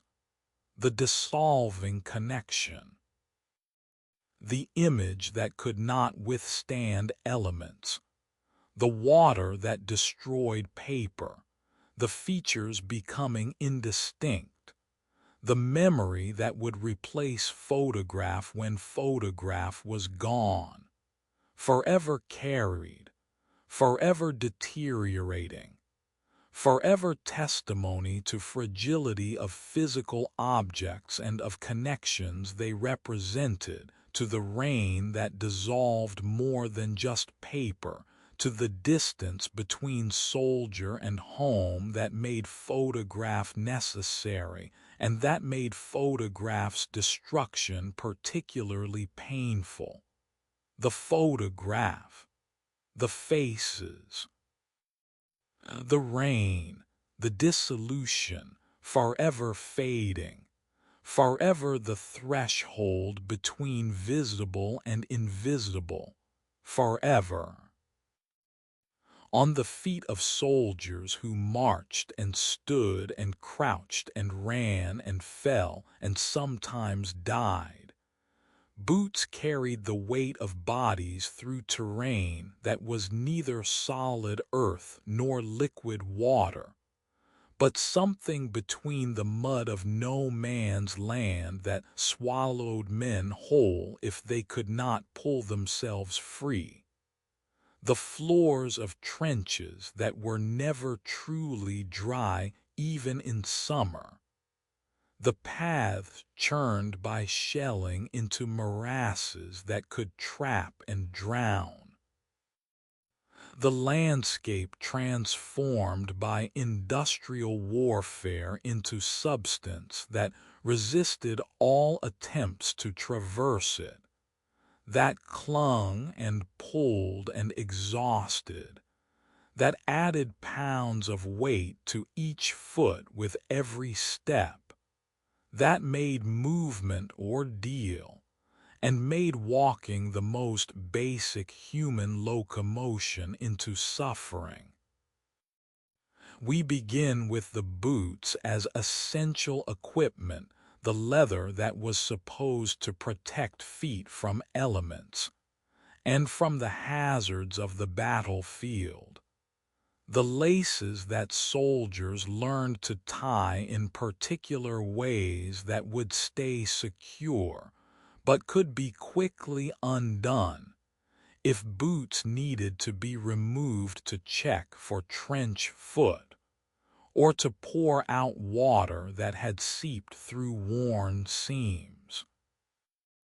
The German army boots were heavy, thick leather with hobnailed soles that were supposed to provide traction and durability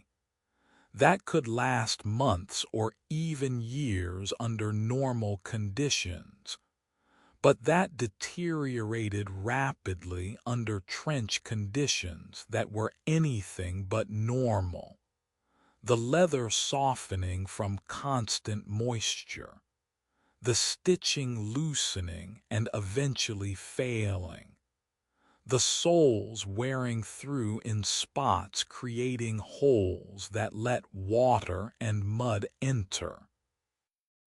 transforming boots from protection into torture devices that held water against skin and created conditions for infection and decay of flesh. The intimate relationship between soldier and boots was matter of survival. Feet that remained healthy allowed mobility that was essential for surviving in trenches, where being able to move quickly could mean the difference between living and dying, where responding to gas alarms or shell impacts or orders to attack required functioning feet. Feet that deteriorated meant soldier became liability, meant evacuating to rear areas for treatment, meant in extreme cases amputation or permanent disability, meant the war was over at least temporarily and possibly permanently, but meant it was over through suffering that left lasting damage. The soldiers learned to care for their feet obsessively, would change socks when dry socks were available, would massage feet to maintain circulation, would inspect for signs of trench foot and report to medical officers before damage became irreversible, would do everything possible to keep feet functional because feet were crucial, and their failure meant soldiers' failure. It is said that the condition called trench foot became epidemic in some sectors, was caused by prolonged exposure to cold and wet, by feet that remained damp inside boots for days or weeks continuously, by standing in water-filled trenches where getting feet dry was impossible, by the lack of opportunity to change socks or boots because supply was inadequate, or because combat conditions made such routine maintenance impossible. The progression of trench foot was gradual, then sudden. Feet that felt cold and numb at first, that seemed merely uncomfortable, would begin to swell inside boots until boots became too tight, would develop blisters that burst and became infected, would eventually rot the flesh, literally decomposing while soldier still lived, the gangrene setting in, the toes blackening, the smell of decay arising from soldiers' own feet, the pain that became unbearable, the medical evacuation that came too late to save feet, that had to be amputated to save soldiers' life. We descend now into the mud itself as enemy, the particular consistency of Western Front mud that was unlike any mud that existed in peacetime, that was churned by shells and saturated with water and mixed with everything else that occupied the battlefield, including blood and waste and decomposition. That was not earth transformed by rain, but was earth transformed by war into substance that had no peacetime equivalent. The mud sucked at boots with each step, required enormous effort to lift foot and move it forward, made walking exhausting, made running nearly impossible, made the simple act of traversing short distances into ordeal that left soldiers gasping and trembling from exertion. The mud could trap soldiers who fell or sat down in deepest. Mud might be unable to stand again without help, might sink gradually deeper,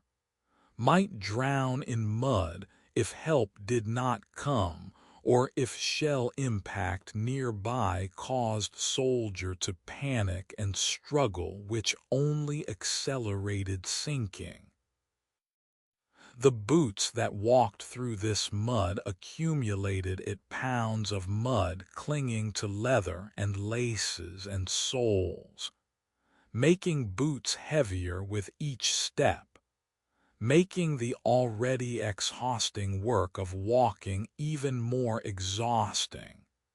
creating feedback loop, where effort required to move through mud caused fatigue that made subsequent movement more difficult, which allowed more mud to accumulate, which increased weight, which increased difficulty, in ever-worsening spiral. Some soldiers tried to scrape mud from boots during breaks, would use sticks or bayonets to remove the worst of it. But mud accumulated faster than it could be cleaned, and the boots remained heavy, and the walking remained exhausting,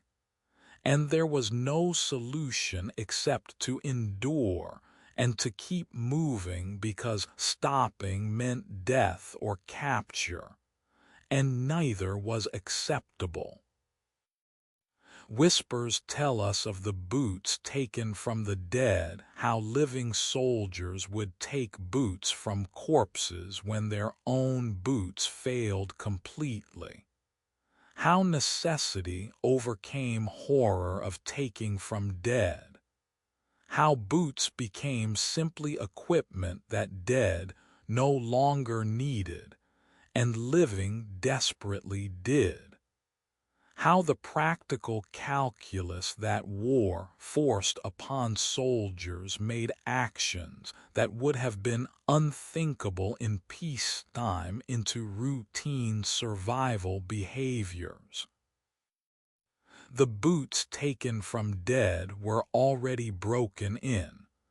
already molded to feet that were presumably similar in size to one's own feet, already proven to be functional enough to have carried their previous owner until whatever killed him, were resources too valuable to waste through squeamishness about their provenance. Some soldiers felt guilt at taking from dead. Others felt nothing had become numb to death's presence, had learned to see corpses as sources of supplies rather than as people who had been alive, had adapted psychologically to environment where death was constant, and where survival required using whatever resources were available, including boots that hours earlier had walked on living feet. We witnessed the blood that mixed with mud, the blood from wounds, from bodies that lay in no man's land, from soldiers who died in trenches, the blood that soaked into earth and created reddish tinge in mud, that made substance that boots walked through into something that was earth and water and blood in mixture, that was literal and symbolic simultaneously. That meant boots walked not just through landscape, but through the dead themselves, through the liquefied remains of those who had fallen, through the bloody mud that testified to the human cost being paid for each kilometer of territory contested. The soldiers understood this, knew that the mud was not just mud, that it contained the dissolved remnants of comrades and enemies both, that walking meant treading on the dead,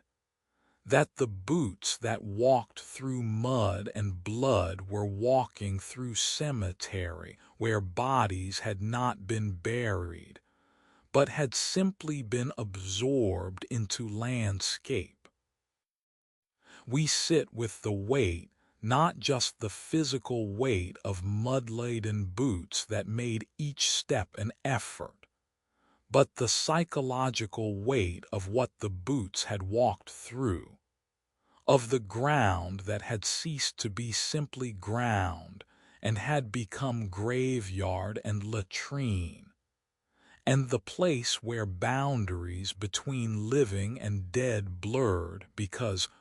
both occupied the same mud, and because the dead were not distant but were underfoot literally and figuratively, were part of landscape that living traversed, were presence that could not be escaped because they were everywhere and because walking meant walking over them or through them, or beside them constantly. The weight of knowing that your boots were walking through blood, that the mud that clung to them was mixed with human remains, that the ground beneath you was saturated with death, this weight was carried not in boots, but in consciousness, was burden that accumulated like mud accumulated, was psychological cost that came from having to treat the dead as landscape rather than as people who deserved respect and burial and remembrance. We reflect on walking as basic human action transformed into ordeal, the simple act of moving forward becoming exhausting struggle, the boots that should enable mobility becoming themselves burden, the ground that should support becoming thing that trapped and held and exhausted, the transformation of ordinary locomotion into extraordinary effort that required strength and will, and the determination to keep moving despite the difficulty, despite the weight, despite the knowledge that walking meant walking through death, and that every step was step through cemetery, where the dead were not properly buried, but were simply absorbed into the mud that would not release them. The boots that wore through eventually the soles that separated from uppers, the leather that cracked and split, the laces that broke,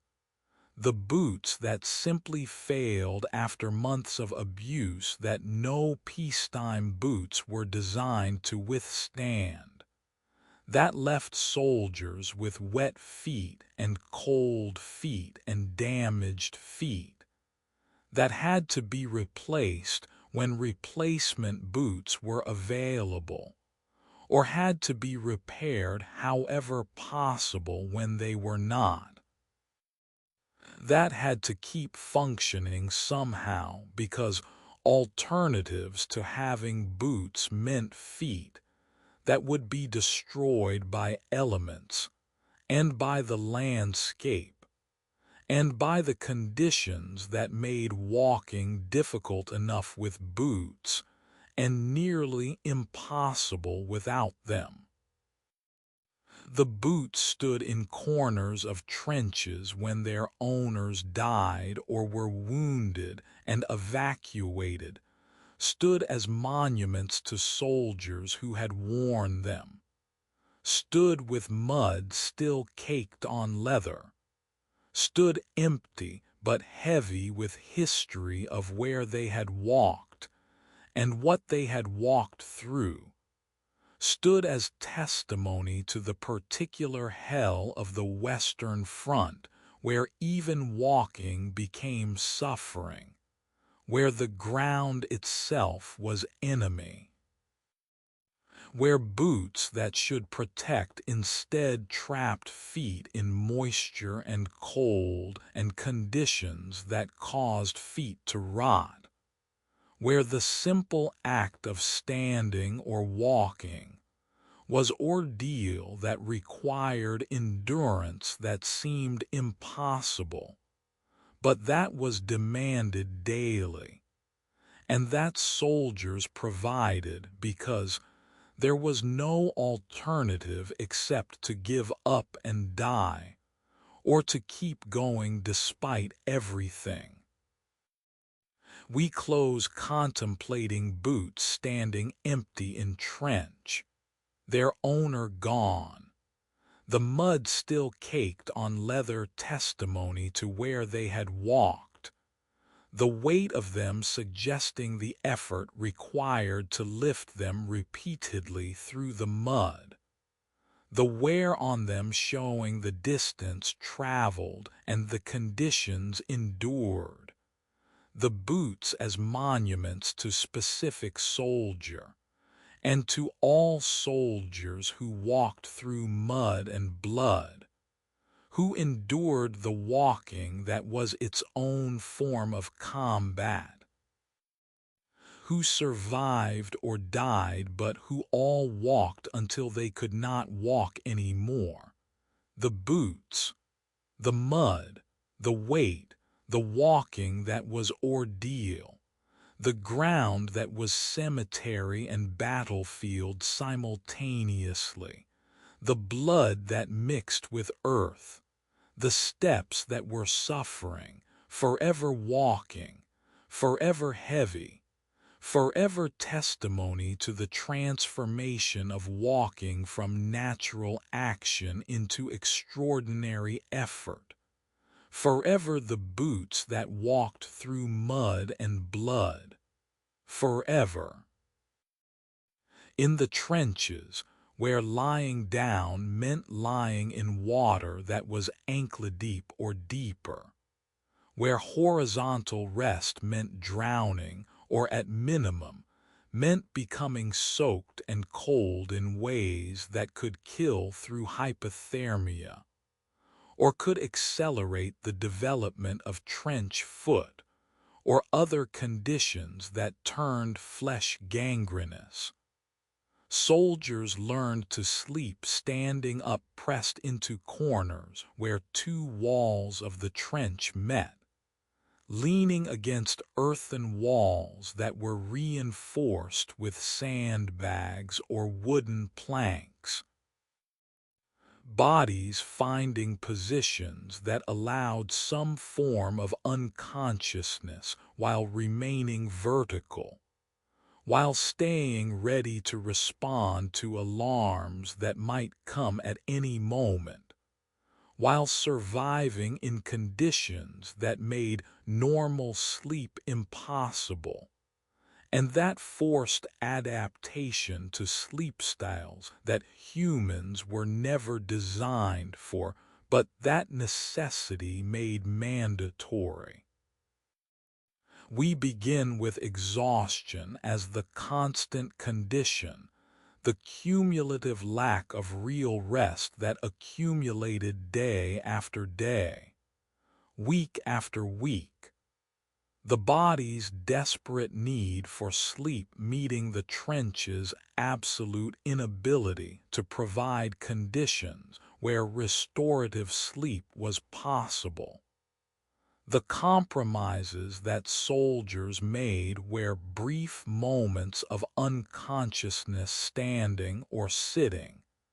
had to substitute for the horizontal sleep that human bodies require for actual recovery. The understanding that they were slowly being destroyed by sleep deprivation that could not be adequately addressed while remaining in the trenches, and that was simply another form of suffering that had to be endured because there was no alternative. The soldiers would go days without anything approaching real sleep, would have minutes of unconsciousness while standing, would occasionally sit in funk holes or crouch in corners, and achieve slightly longer periods of something resembling sleep, would rotate to rear areas every few weeks where they could finally lie down and sleep horizontally, and discover how completely exhausted they had become, how much the sleep deprivation had damaged them, how desperately the body needed rest that trenches could not provide. The sleep that came standing was never restful, was always partial, always alert, always ready to snap into wakefulness at the sound of shells, or the cry of alarm, or the touch of hand shaking you awake because your watch shift was over and someone else's had begun.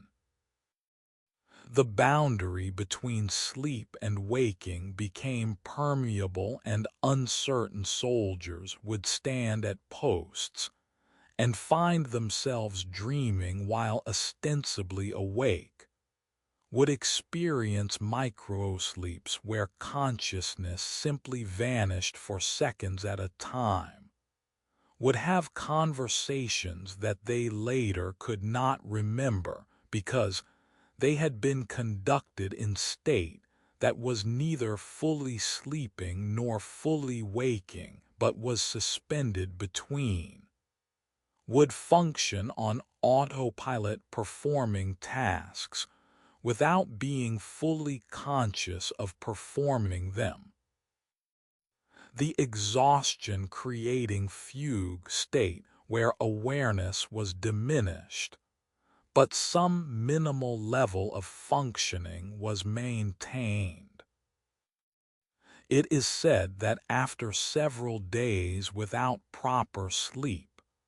the hallucinations would begin. Soldiers would see things that were not there, would hear voices that were not being spoken, would experience the perceptual distortions that severe sleep deprivation creates, would sometimes be unable to distinguish whether what they were experiencing was real or imagined, whether they were awake or dreaming, whether the war itself was reality or nightmare from which they might eventually wake. Some soldiers who had been awake for days would see dead comrades alive again, would have conversations with people who had been killed days or weeks earlier, would react to threats that did not exist, or would fail to react to actual threats, because exhaustion had so completely impaired judgment and perception that reliable assessment of reality became impossible. We descend now into the positions soldiers found for standing sleep, the corners of trenches, where walls met at angles that could support leaning body, the spots where sandbags were stacked in ways that created something like a backrest, the places where wooden planks had been installed that could bear weight of soldier pressing against them. The positions were uncomfortable, always were leaning at angles that would cause stiffness and pain when waking, were standing on feet that were already suffering from hours of standing during day, were postures that no one would choose for sleep if horizontal sleep were available, but that were best options given the constraints.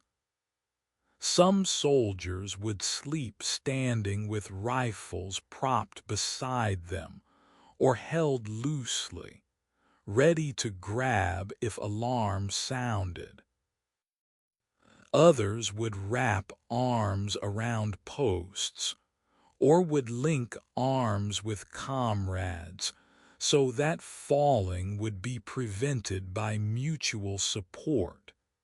creating human architecture of standing sleep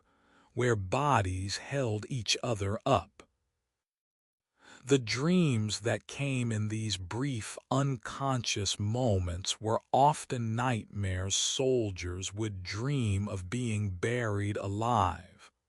of drowning, of being burned, would dream of the deaths they had witnessed or the deaths they feared for themselves, would dream of home in ways that were sweet torture because waking meant discovering the home was false, that they were still in trenches,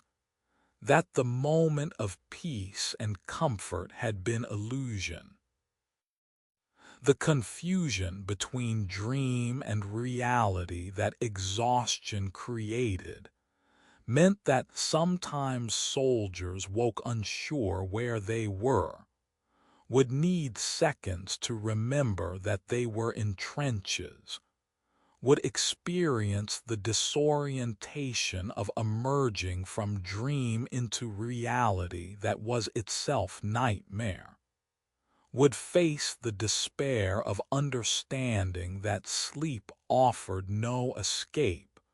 because dreams were nightmares and waking was worse. Whispers tell us of the sentries who had to stay awake, while others slept standing, who fought their own exhaustion, knowing that sleeping on watch could mean death for entire section, that the responsibility of vigilance was heavy beyond the physical difficulty of remaining awake, that falling asleep was not just personal failure, but was betrayal of comrades whose lives depended on sentries remaining alert. The sentries developed techniques for maintaining vigilance, would pinch or slap themselves when drowsiness became overwhelming, would walk back and forth in limited space available, would talk to themselves or to other sentries when conversation was possible, would focus on tasks that required attention, would do anything except remain still, because stillness invited sleep and sleep invited disaster. But sometimes, despite all efforts, consciousness would slip away, would vanish for seconds or minutes while sentry stood at post, would return, abruptly leaving sentry horrified at having failed, uncertain whether attack had occurred during the sleep, grateful if nothing had happened, but terrified that it might happen next time. We witnessed the rotation system that allowed some sleep soldiers would rotate from front-line trenches to support trenches, to reserve trenches according to schedules that varied by sector and by circumstance, would spend few days or week in front trenches where sleep was minimal, would move to support trenches where slightly more sleep was possible, would eventually reach reserve areas far enough from front that they could lie down, could sleep horizontally, could experience something approaching normal rest. But the rotations were never frequent enough, would typically be weeks between opportunities for real sleep, would be accumulation of sleep debt that single night or even several nights of horizontal sleep could not fully repay, would be chronic exhaustion that became baseline condition that soldiers adapted to because there was no alternative,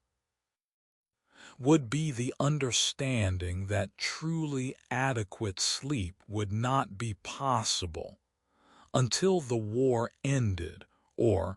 until they were wounded badly enough to be evacuated, or until they died and found the ultimate sleep from which there is no waking. We sit with the longing for real sleep, for horizontal rest on soft surface, for darkness without fear, for the unconsciousness that could last until body naturally woke, rather than being interrupted by shells or duty shifts, for the restoration that sleep should provide, but that standing sleep in corners never did, for the simple human comfort of lying down that the trenches usually denied. The longing became obsessive during periods of extreme exhaustion. Soldiers would fantasize about beds, about horizontal rest, about sleeping for days without interruption, would imagine what it would feel like to be truly rested, would daydream about the impossible luxury of sleep as civilians experienced it, would understand that this simple basic need, the need for adequate sleep, was being denied in ways that caused cumulative damage to body and mind, and that made every aspect of trench life more difficult because Exhaustion impaired everything. We reflect on sleep as basic biological need, transformed into luxury, impossible to obtain, the requirement of rest meeting the impossibility of resting adequately. The body's demands encountering conditions that made meeting those demands nearly impossible. The cumulative exhaustion that weakened soldiers and made them more vulnerable to disease and injury and psychological breakdown. The understanding that sleep deprivation was itself weapon that war wielded against soldiers was form of torture that did not require enemy action, but that emerged simply from conditions of trench warfare where safety required vertical posture, and where horizontal rest meant exposure to elements that could kill. The standing sleep in corners was survival mechanism and symptom of desperate circumstances simultaneously, was adaptation that allowed minimal rest, and was evidence of how far from normal human existence the trenches were, how completely the war had transformed basic activities like sleeping into ordeals that required new techniques, and that left soldiers perpetually exhausted despite the standing sleep they managed to achieve. We close in a trench at night, soldiers pressed into corners attempting to sleep while standing, their bodies finding angles of support against earth walls, their weight distributed between feet and walls and the sandbags that lined the trenches, their consciousness flickering between waking and sleeping, between vigilance and the desperate need for rest, between the world of the trench that pressed against them physically and the world of dreams that offered escape that was temporary and inadequate, and that waking always ended too soon. A soldier leans in corner, eyes closed, body swaying slightly, sleep claiming him for minutes before alarm or sound, or simply the discomfort of position wakes him, leaves him still exhausted, still needing rest, still unable to achieve the sleep that body requires, condemned to continue standing, continue leaning, continue stealing minutes of unconsciousness that are insufficient but are all that's available. Continue until rotation comes or until exhaustion becomes so complete that standing sleep becomes impossible and collapse becomes inevitable and medical evacuation becomes necessary to save soldier who has been destroyed not by enemy but by the simple inability to sleep properly for weeks on end. The standing sleep, the corners that became beds, the vertical unconsciousness, the exhaustion that accumulated without relief, the rest that never restored, the dreams that were nightmares, the waking that was worse than dreaming, the longing for horizontal rest, forever standing, forever leaning, forever exhausted, forever threshold between waking and sleeping where neither state provided relief, forever the sleep that came standing in corners, forever inadequate, forever testimony to the transformation of basic human needs into luxuries that war denied, forever. In the pre-dawn darkness before an attack, when soldiers had been wakened and had prepared equipment, and had waited in the gathering tension for the moment that would come,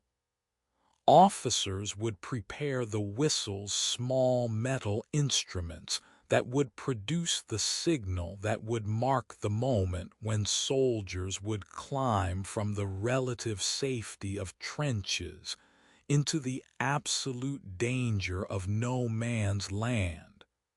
That would be the sound that meant advance regardless of fear, regardless of the certainty that many would not return. The whistle that transformed waiting into action and passivity into the horror of the attack. The acoustic marker that separated the moment before from the moment after when everything changed, and the killing began in earnest. We begin with the minutes before the whistle, the final preparations that soldiers made with hands that might be steady or might be trembling depending on experience and temperament, and the degree to which fear had been mastered or merely suppressed, the checking of rifles and ammunition and grenades, the tightening of equipment straps, the adjustment of helmets, the small rituals that occupied hands and mind, and delayed the moment of thinking too much about what was coming. The bombardment that preceded most attacks would be reaching its crescendo, the artillery that had been pounding enemy trenches for hours or sometimes for days, attempting to destroy defenses and cut wire and demoralize defenders. The earth shaking from impacts, the air filled with smoke and dust, and the smell of high explosive. The noise so overwhelming that speech was impossible, and even thoughts seemed to be disrupted by the concussion waves that traveled through earth and air and bodies. The whistle's sound was simple, but carried enormous weight, was the acoustic marker of the moment when survival was no longer possible through hiding or waiting, when the only choice was forward movement toward enemy lines that were defended by machine guns that had probably survived the bombardment and artillery that was ready to fire on attackers the moment they emerged from trenches and wire, that had probably not been completely cut, despite the shells that had been aimed at it. The whistle meant climbing the ladder out of the trench that had been home and coffin simultaneously, meant showing yourself above the parapet, meant entering the open space where bullets and shells sought targets, meant advancing toward objectives that might be impossible to reach, meant accepting that you might die in the next seconds or minutes, meant following orders that seemed likely to result in death, but that you were required to follow because alternatives to following orders being shot for cowardice or refusal, were not really alternatives at all. It is said that some soldiers hesitated when the whistle blew, would pause on the fire step, would need to be pushed or threatened before climbing out, would require the example of others going over before they could force themselves to follow. The fear was rational. The mathematics of survival favored those who stayed in trenches over those who advanced across no man's land. The experience of previous attacks had taught that walking into machine gun fire usually ended with being cut down before reaching enemy lines. The evidence was overwhelming that attacking across open ground against prepared defenses was suicide. But the orders were orders, and the whistle had blown, and the officers were climbing out first or were pushing men forward, and there was no real choice except to go or to be shot for refusing to go. And so they went, climbed out of trenches and advanced because the alternative was unthinkable, even though advancing seemed equally impossible. We descend now into the moment of the attack, the whistle blown, the soldiers climbing, the emergence into the space above the trenches where the sky was visible and where death was immediate presence rather than distant possibility. The pace varied by attack. At the Somme the British had walked because loads being carried were too heavy to run, and because doctrine suggested that walking maintained better formation. And the Germans who defended against those attacks watched the lines of men walking toward them and cut them down with machine gun fire, the attackers falling in waves. The German attacks were sometimes different, would use stormtrooper tactics that emphasized speed and infiltration, would run rather than walk, would use terrain for cover, would attempt to overwhelm defenses through shock rather than through massed advance. But regardless of tactics, the fundamental reality was same once the whistle blew and soldiers left trenches. They were exposed, were targets, were moving through space where bullets and shells were seeking them,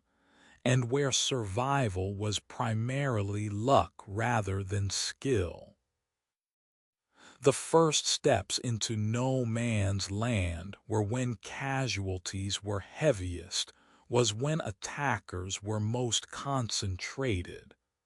when they were emerging from trenches in ways that made them visible and vulnerable, when defenders who had survived bombardment would open fire, when machine guns that had been hidden or protected would reveal themselves by firing, when artillery would lay down defensive barrages on predetermined coordinates where attackers were expected to be. The soldiers who went over the top would see comrades falling immediately shot before they had taken more than few steps, killed in the first seconds of attack, dropped into the shell holes or onto the mud, or into the wire that they had not yet reached, the dying beginning even before the attack proper had begun. the casualties accumulating so rapidly that lines that had been solid became ragged within seconds, that formations dissolved as soldiers fell or dove for cover or continued advancing, while those around them dropped. Whispers tell us of the barbed wire that was supposed to have been cut by artillery bombardment, but that often was not cut adequately. That remained as obstacle that trapped soldiers in the open, that caught clothing and flesh, that made soldiers easy targets for machine gunners who would wait for attackers to become entangled and would fire on them while they struggled to free themselves or to cut their way through. The wire wounds were particularly horrible, the barbs that tore flesh, the entanglement that held soldiers in positions where they could be shot repeatedly, the desperate attempts to cut wire while under fire, the soldiers who died hanging in wire because they could not advance and could not retreat and could not survive the sustained fire directed at them. We witnessed the distance that had to be crossed, sometimes several hundred meters of open ground, sometimes less, but still distance that seemed infinite when being crossed under fire, when every meter required effort and will and luck, when the ground itself was obstacle composed of shell holes and bodies and mud that made running difficult, when the straight-line distance was never the distance actually traveled because soldiers would dodge and dive for shell holes and would try to use terrain for cover, and would move erratically trying to avoid bullets that came from multiple directions. The attacks that succeeded usually succeeded through weight of numbers, enough attackers that defenders could not kill them all, enough soldiers reaching enemy trenches that resistance could be overcome through close combat, enough determination that losses did not stop advance. But many attacks failed. The attackers would be stopped by wire or by defensive fire, would suffer casualties so severe that continuing became impossible, would retreat, or would simply die where they had fallen, the attack becoming slaughter that gained nothing except casualty lists. We sit with those who blew the whistles, the officers and NCOs whose duty was to signal attack, who knew what the whistle meant for those who would obey it, who sometimes died in the first seconds after blowing the whistle, because officers were priority targets, and because going over first or with first wave meant being killed with first wave, who carried the weight of sending men to probable death, even when following orders from higher command, who had to blow the whistle again and again for attack after attack regardless of results or losses, who had to maintain appearance of confidence and conviction even when they understood that the attack was likely to fail, and that the whistle they blew was summoning men to death that would accomplish little or nothing. Some officers felt this weight as moral burden.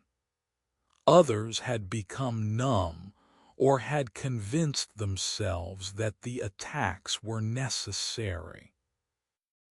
But all carried the knowledge that the whistle was instrument of death, that the sound they created would result in casualties that could be counted and predicted, that the tin whistle pressed to their lips was gateway through which soldiers passed from life to death, or to wounds that might be worse than death. We reflect on the whistle as symbol the small instrument that could command such sacrifice, that could transform fear into action, that could override self-preservation instinct and send soldiers into machine gun fire, that represented the chain of command that demanded obedience regardless of cost, that stood for the authority structure that could require death, and that could punish refusal to die. That was the acoustic manifestation of power that officers held over soldiers. Power to send them into situations where survival was unlikely, and where death served purposes that individual soldiers might not understand or believe in, but that they were required to serve nonetheless. The whistle represented the transformation of humans into soldiers, of individuals with survival instincts into military units that moved as directed regardless of whether directions led toward survival or toward death. We close with whistle lying in mud beside its owner who will blow it no more, the metal tarnished, the mouthpiece still indented where lips had pressed it, the sound that it made still echoing in memory of survivors who heard it and climbed, and somehow did not fall, who carry the sound forward as reminder of moments when whistle blew and world became chaos, became artillery and machine gun fire, became the running or walking across open ground toward enemy who was waiting, became the falling of comrades and the continuation forward despite the falling, became the reaching of enemy trenches or the failure to reach them, became the survival that was luck or the death that was randomness, became whatever outcome the attack produced, but that always began with the whistle, with that single high note that cut through bombardment. And that meant now, that meant go, that meant climb out and advance and trust that you will be among the lucky ones who survive rather than among the many who do not. The whistle, the signal, the moment before the storm, the sound that meant death was coming for some and survival for others and no way to know which you would be, forever blowing, forever summoning, forever the threshold of the attack, forever the whistle that called men into the storm, forever. In the earth that had been churned by artillery fire, until it no longer remembered its original configuration, where shells fell on ground that bore scars from shells that had fallen before, where the boundaries between surface and depth dissolved under the constant turning. A skull emerges from the trench wall, empty sockets facing outward, jaw slightly open as if caught mid-speech. The bone yellowed by soil and time, but unmistakably human, unmistakably a face that once held eyes and expression and life, now reduced to this essential architecture of death. Watching those who pass with the eternal patience of the dead who have nowhere else to be, and nothing else to do except wait and watch, and testify silently to the fate that awaits all flesh. We begin in this moment of recognition. A soldier passing through trench noticing the skull embedded in earthen wall, perhaps pausing to look at it, or perhaps simply registering its presence and moving on, because skulls in trench walls are common enough that they no longer inspire the horror they might have inspired in peacetime. The dead being so numerous and so visible that encountering their remains becomes routine rather than exceptional. The normalization of death being complete when death's physical evidence provokes not shock, but merely acknowledgement, a glance,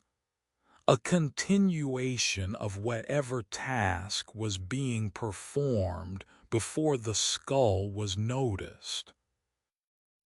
It is said that the Western Front became landscape, where the dead could not stay buried, that the artillery bombardments that preceded every major attack,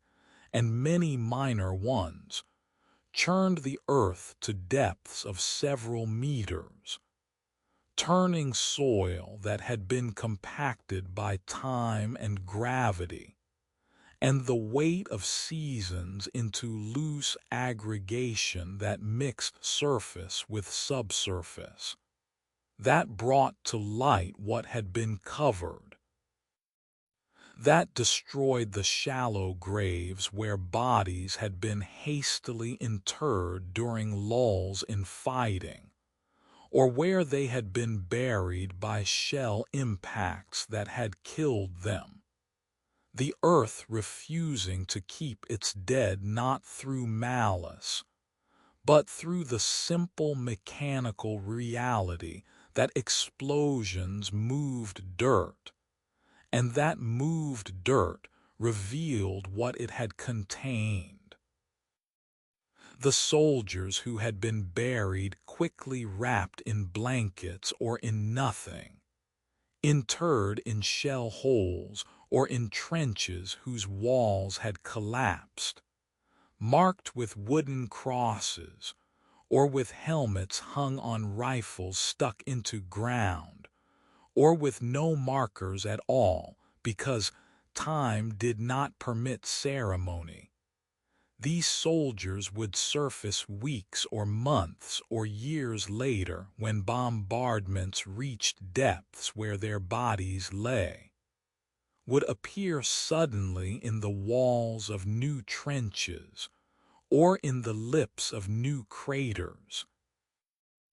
would become visible again to comrades who might recognize them through remnants of uniform or through personal effects, or who might simply see them as anonymous remains that could have been anyone, that could be anyone, that demonstrated what all would eventually become. Whispers tell us of the accumulation, how the dead multiplied with each battle, how Verdun alone produced hundreds of thousands of casualties in months of fighting over terrain that measured kilometers, how the psalm consumed tens of thousands in single days and left bodies scattered across no man's land, where they could not be retrieved, until fighting moved elsewhere or ended entirely. How certain sectors saw such intense combat that the earth became saturated with the dead, that every shell hole held remains, and every trench wall contained fragments, that walking across this landscape meant walking over and among, and through the dead in ways that peacetime experience had not prepared anyone for, and that would be difficult to communicate to those who had not been there. The scale of death being so vast that individual deaths lost meaning except to those who had known the individuals. That mass death became simply the condition under which operations occurred, rather than being tragedy that demanded pause or mourning or recognition. We descend now into what living among the dead required of the mind, the psychological adaptations that made it possible to eat and sleep and function in spaces where corpses were visible, or where smell indicated corpses nearby even if not visible, where the distinction between the living space and the cemetery had collapsed entirely, where soldiers occupied the same earth that held the dead, and would likely soon hold them as well when their turns came. Some responded with dark humor jokes about skulls and bones that would have been inappropriate elsewhere, but that served as pressure valves releasing tension that had no other outlet, the laughter being defense mechanism rather than genuine mirth, the making light of what could not be made light being way of asserting that they had not been completely broken by circumstances that should break anyone. Others responded with numbness ceased to register the dead as worthy of notice, walked past remains without conscious acknowledgement, the shutting down of emotional response being protective, but being also loss of something human, the sensitivity to death being casualty of war as surely as bodies were casualties. The internal transformation that occurred when horror became daily reality being transformation from which some would never fully return. The burial practices were improvised necessities. Soldiers were buried where they fell when possible, were interred in shell holes, or in sections of trench that had been abandoned, were covered with dirt that bombardments would later uncover, were marked with crosses made from ammunition crates, or with any material that was available, were recorded in unit records if time permitted, but often were not recorded at all because record-keeping seemed less urgent than immediate survival. The collective graves multiplied dozens or hundreds buried together when individual burial was impossible, the mass interments being acknowledgment that war's pace exceeded capacity for proper ceremony, that the dead would have to forgive the living for treating them with less care than peacetime would have demanded, because peacetime considerations did not apply in circumstances where the living were barely managing to stay alive themselves.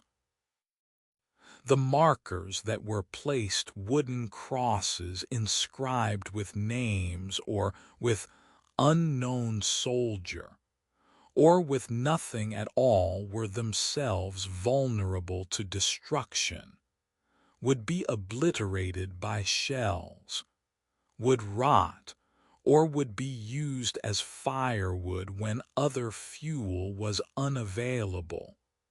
would disappear, leaving no indication that graves had ever been marked, that anyone buried there had ever been identified. Some believe that certain locations became recognizable as mass graveyards, the valleys where bodies had accumulated from fighting on surrounding slopes, the depressions that became collection points for the dead who rolled or were dragged downhill, the areas so dangerous that retrieval was impossible, and the dead remained where they fell for duration of war and beyond, becoming part of terrain rather than being removed from it.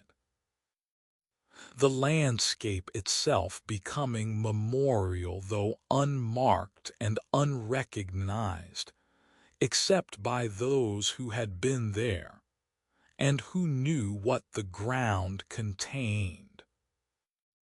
The post-war discoveries confirmed what soldiers had known, that thousands remained unburied or incompletely buried, that certain sectors held concentrations of remains that required systematic excavation, that identification was often impossible because bodies had decomposed or had been fragmented by shells, that the work of finding and burying the dead would continue for decades, and that even now, more than a century later, construction projects and agricultural work and erosion continue to reveal remains, continue to bring to surface what war had left beneath. We witness soldiers encountering the dead in their daily routines, the skull visible in trench wall during morning inspection,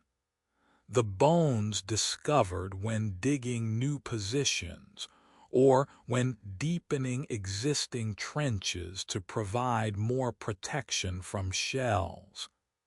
the skeletons occupying shell holes that soldiers needed to use for shelter, the hand protruding from earth as if reaching upward,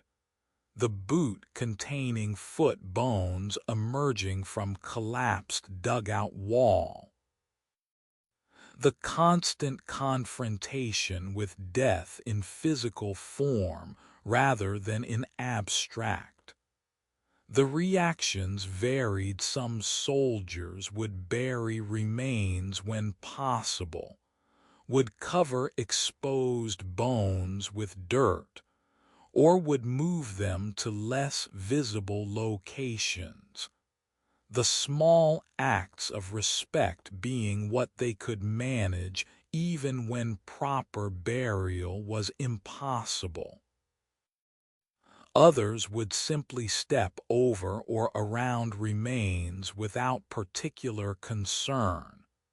would use skulls as decorations or as candle holders in grim combination of pragmatism and dark humor, would cease to regard bones as worthy of special treatment, because treating them specially would mean acknowledging their significance, and acknowledging their significance would mean confronting the likelihood that one's own bones might receive similar treatment. The emotional distance being protective mechanism that allowed functioning in circumstances that should have been psychologically intolerable. Beneath the silence of official histories that record battles and casualties in numerical terms, beneath the accounts that describe tactical movements and strategic objectives, lies the physical reality that soldiers inhabited the trenches that were carved through soil that held the dead, the ground that was composed not just of earth, but of flesh and bone that had been incorporated into earth through decomposition, or through violent mixing that shells produced. The landscape that was cemetery without being recognized as cemetery, because it was also battlefield, and because the fighting that created dead continued over ground that held them. The Western Front became necropolis disguised as military theater, the cities of the dead underlying and interpenetrating with spaces where the living conducted war. The distinction between graveyard and battlefield being eliminated not through intention, but through the scale of killing that exceeded capacity for proper burial, and through the artillery that would not allow the dead to rest undisturbed, that brought them to surface repeatedly, that made the boundary between buried and exposed a temporary state rather than permanent condition. We sit with the skull embedded in trench wall, visible to all who pass the death's head that medieval artists had used as memento mori, as reminder that death comes to all and that earthly vanities are temporary. The symbol transplanted from church walls and paintings into actual battlefield, where its message required no interpretation, because death was not future possibility but present reality, not distant abstraction but immediate presence. The soldiers who passed this skull saw in empty sockets a mirror, saw themselves as they would become, saw the stripping away of everything except bone that would itself eventually crumble to dust, saw the reduction of human complexity to skull's essential simplicity, saw the testimony that this trajectory was not unique to the skull's former inhabitant, but was universal, was awaiting everyone, was particularly likely to be awaiting those who fought in trenches where this skull had been revealed. The watching that dead did not through consciousness that had departed, but through simple presence, through occupation of space that living had to share, through silent testimony to what war did, and what death was, created atmosphere where mortality was not concept to be contemplated, but was environment to be inhabited, where philosophy about death was unnecessary because death was visible and tangible and omnipresent. We reflect on earth that would not keep its dead not through supernatural curse, but through the continuous violence that prevented soil from settling, from compacting, from returning to state where buried remained buried. The bombardments being archaeological excavations conducted by explosives rather than by careful brushes, revealing layers without recording them, mixing strata without documenting what had been separated, creating conditions where past continuously erupted into present, because present kept disturbing past through its violence. The irony was visible to some that war fought over control of ground, destroyed the ground's capacity to function normally. That fighting to possess territory made territory into something that could not perform even basic function of graves. That the earth that was being fought for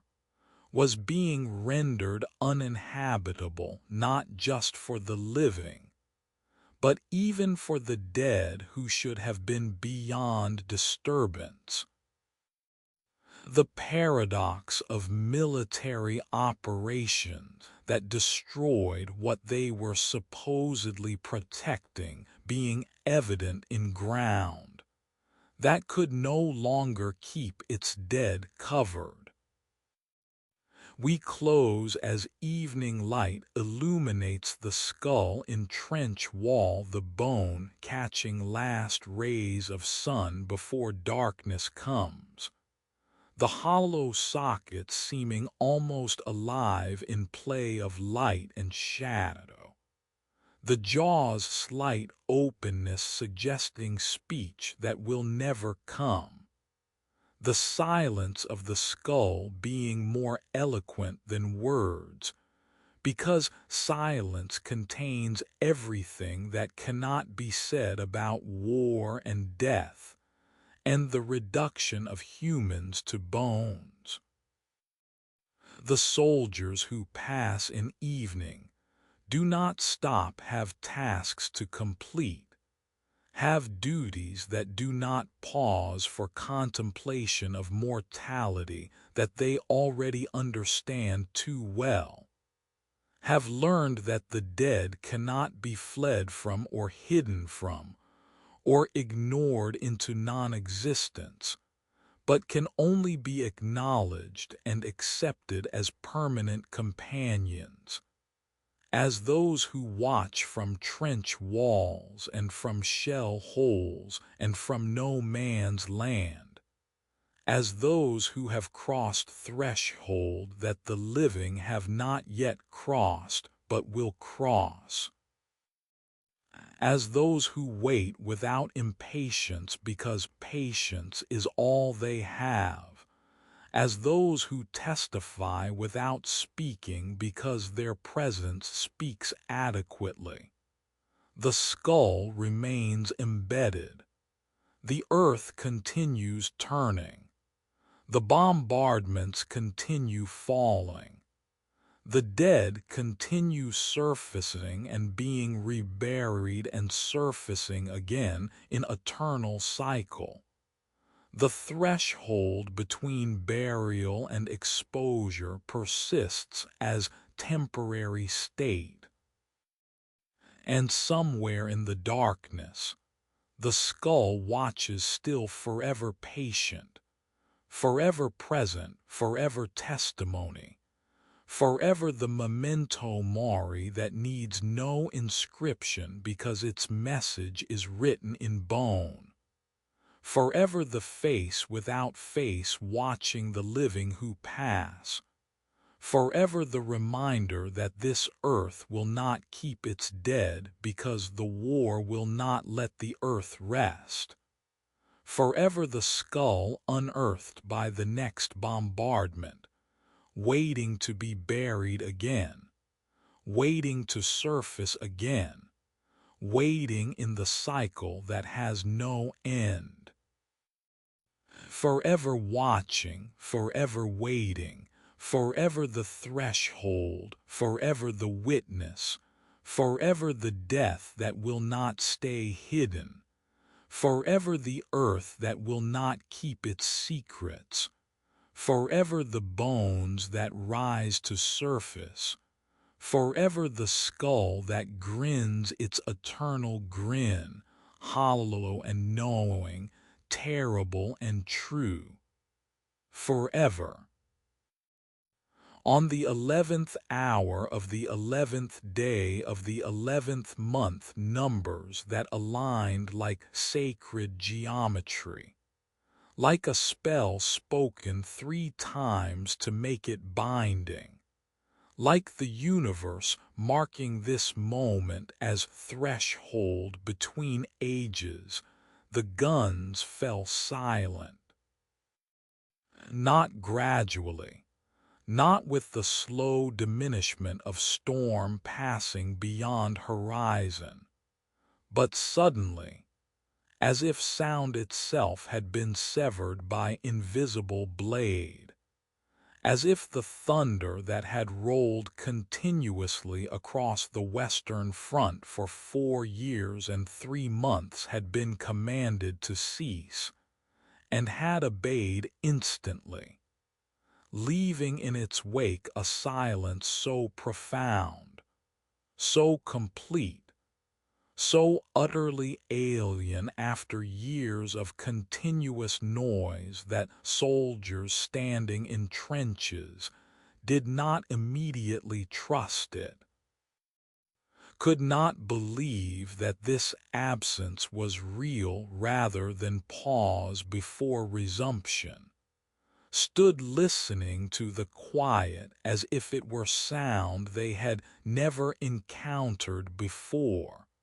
and did not know how to interpret. We begin in this moment of transition, the instant when war became not war, when the artillery that had defined existence for millions stopped simultaneously across hundreds of kilometers of front, when time itself seemed to pause as if uncertain whether to continue, when the boundary between violence and peace was crossed in single breath, in single heartbeat, in the space between 1 second and the next, the armistice arriving like dawn arrives, like silence arrives after thunder. Inevitable but somehow still surprising, expected but still disorienting. The ending that had been wished for so intensely that its actual arrival felt unreal. It is said that the final minutes before armistice held a particular cruelty, soldiers dying in the last hours, in the last minutes, dying after 4 years of survival, dying when the end was visible on horizon, dying deaths that felt more senseless than the hundreds of thousands of deaths that had preceded them, because these deaths came so close to survival that the randomness of timing was unbearable. The understanding that living or dying was determined not by courage or skill, but by whether one's position was shelled at 10:45 or at 11:05, whether one drew the assignment that placed them in exposed position in final moments, or whether one had been rotated to safer rear area. the lottery of survival being revealed in final hours as pure lottery with no justice and no meaning, except the brutal truth that some lived and some died and timing determined which. The attacks that continued until the moment of armistice, the commanders who pushed for final advances to claim territory that would be theirs when fighting stopped, the soldiers who died taking ground that might have been negotiated or might have been abandoned without their deaths, the last shell fired, and the last soldier killed being arbitrary endings to sequences that might have ended minutes or hours or days earlier. The final casualties being additions to lists that already contained millions, and that would contain these final names as footnotes, as afterthoughts, as the particularly tragic deaths that came after the ending had been announced, but before the ending was enacted. Whispers tell us that the silence, when it came, was disorienting beyond what language could easily capture, that, after years of constant artillery fire, after existence defined by the background roar of bombardment, after adaptation to noise that never ceased, the sudden absence felt like the world had broken in different way, felt like something essential was missing, even though what was missing was the sound of death. Felt like the air itself had changed its nature, or like hearing itself had failed, or like reality had shifted into alternate version, where fundamental constants no longer applied. The soldiers who experienced this silence stood in trenches that had been carved from earth by explosions, and had been maintained against collapse through constant repair, stood surrounded by devastation that noise had created, stood in landscapes that had been shaped by 4 years of artillery, and the absence of that shaping force created cognitive dissonance, the silence seeming wrong,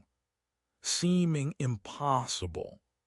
seeming like it could not last because nothing in their experience suggested that such silence was sustainable, that the thunder would not resume, that this peace was anything other than temporary lull before storm returned. Some believe that the reactions varied as widely as humans could vary. Some soldiers celebrated immediately, shouting or singing or embracing comrades, releasing tension that had accumulated over years of survival, expressing joy that they had lived to see this moment, that they would return home, that the suffering had ended. Others wept, whether from relief or from grief, or from the overwhelming emotional release that came from surviving when survival had seemed increasingly unlikely. The tears being answer to question that had not been asked, but that had been present throughout war. The question of whether they would live through this, whether they would see this moment, whether the ending would come while they still existed to witness it. Still others sat in stunned silence, unable to process immediately what had happened, unable to transition from state of war to state of not war, unable to believe that the threat had ended, and that they could relax vigilance that had been maintained for so long that it had become part of their essential being. The soldiers sitting motionless and expressionless, while around them others celebrated or wept. The silence within matching the silence without, the shock being too great for immediate response. Beneath the silence of that 11th hour, beneath the absence of artillery that was itself presence through its absence, lay the grief for those who had not survived the comrades who had died days before, or weeks before, or years before, who had endured the trenches but had not endured until this moment, whose absence was felt more acutely in this moment of survival than it had been felt during the gradual accumulation of losses that war had produced. The celebration being shadowed by guilt at having lived when so many had died, the joy being tempered by understanding that survival was random rather than earned, that those who died were not less deserving of survival than those who lived, that the only difference was luck and timing, and the chaos of war that distributed death according to no principle except randomness. The survivors carried the dead with them, carried memories of faces and voices, carried knowledge of deaths witnessed or heard about,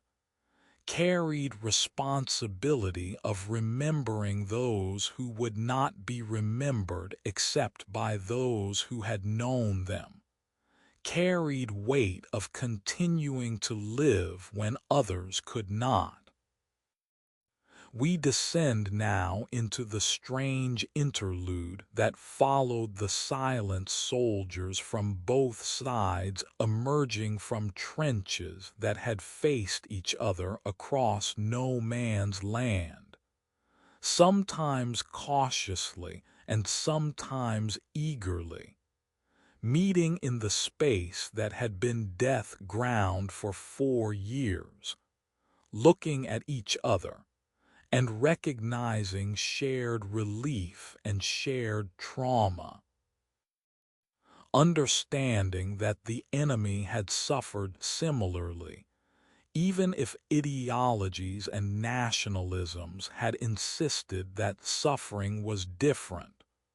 or that their suffering mattered more than enemies' suffering. The recognition that humans had been fighting humans, and that all humans had endured the trenches being visible in faces that were gaunt from hunger and tired from years of insufficient sleep,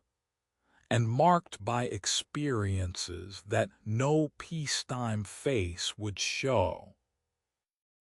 Some exchanged cigarettes or food, the sharing being gesture of recognition that hostility was official rather than personal, that soldiers themselves had been instruments rather than authors of war, that peace meant resuming human relationship that war had suspended.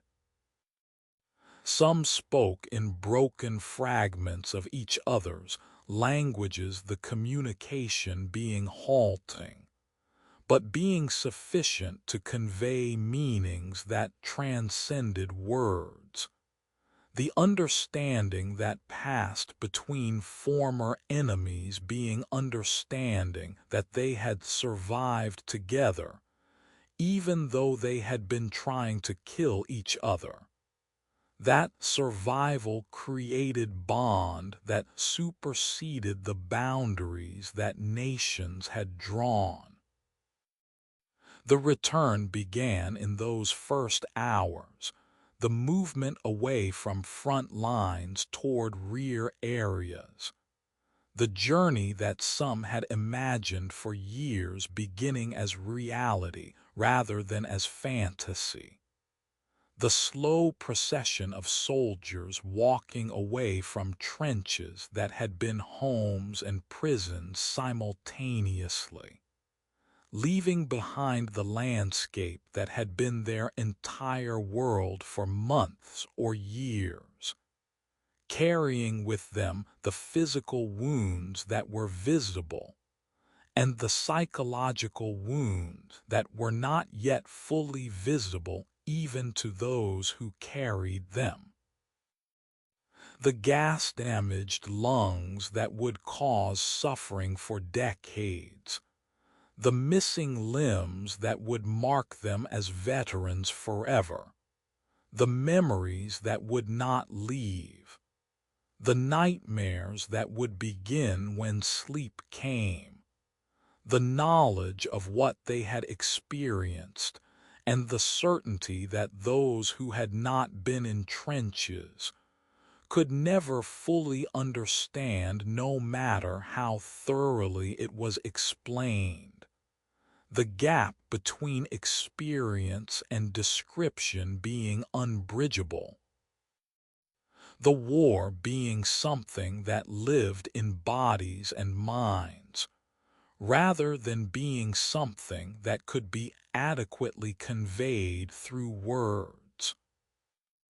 We witness those who did not survive until armistice, the crosses in cemeteries and the graves scattered across the front,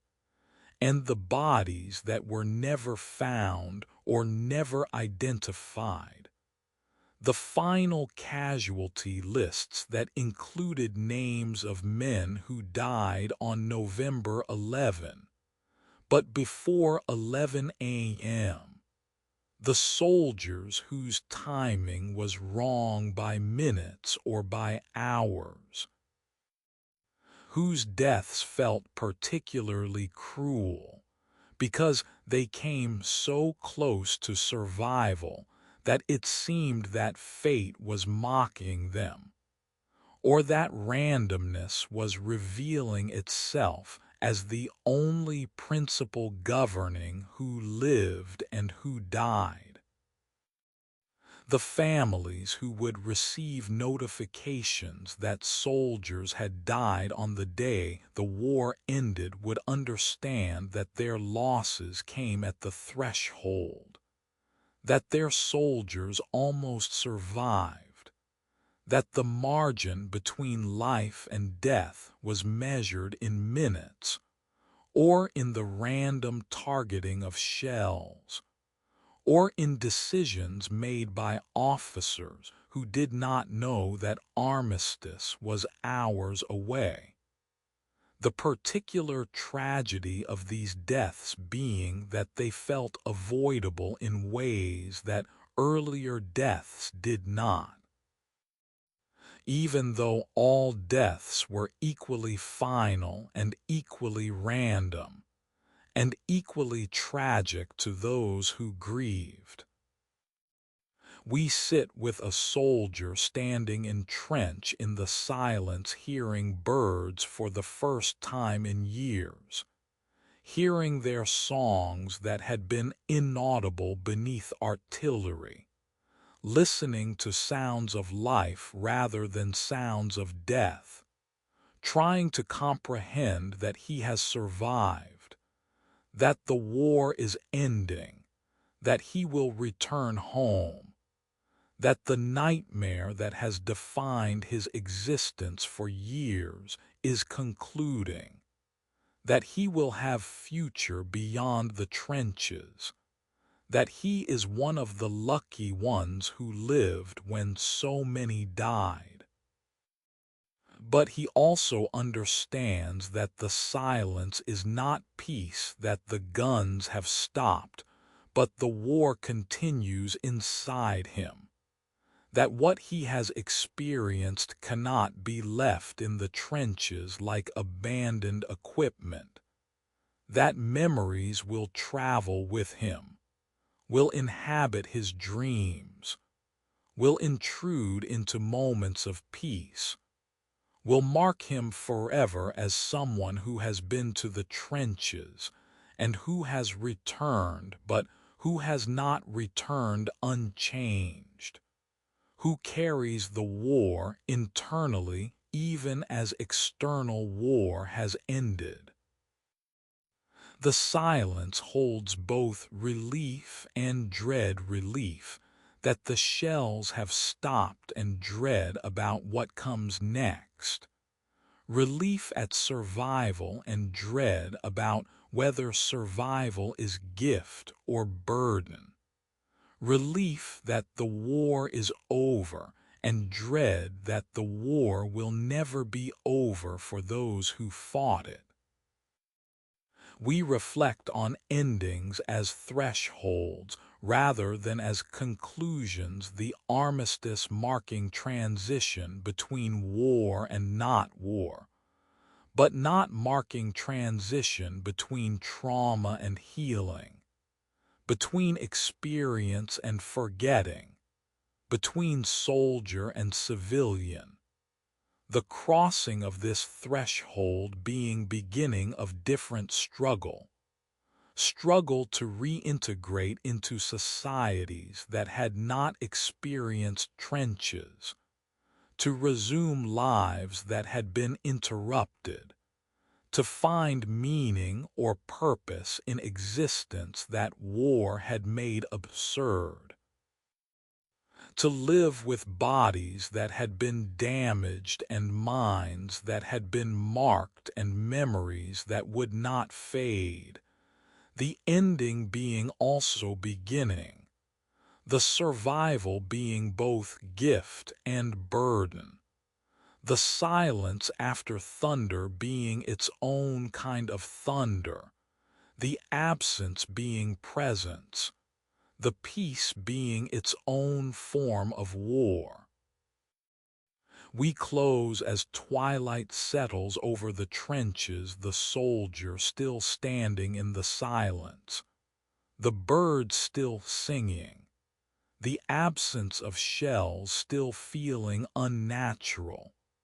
the understanding dawning that he has crossed threshold that millions did not cross, that he will carry the war forward into whatever comes next,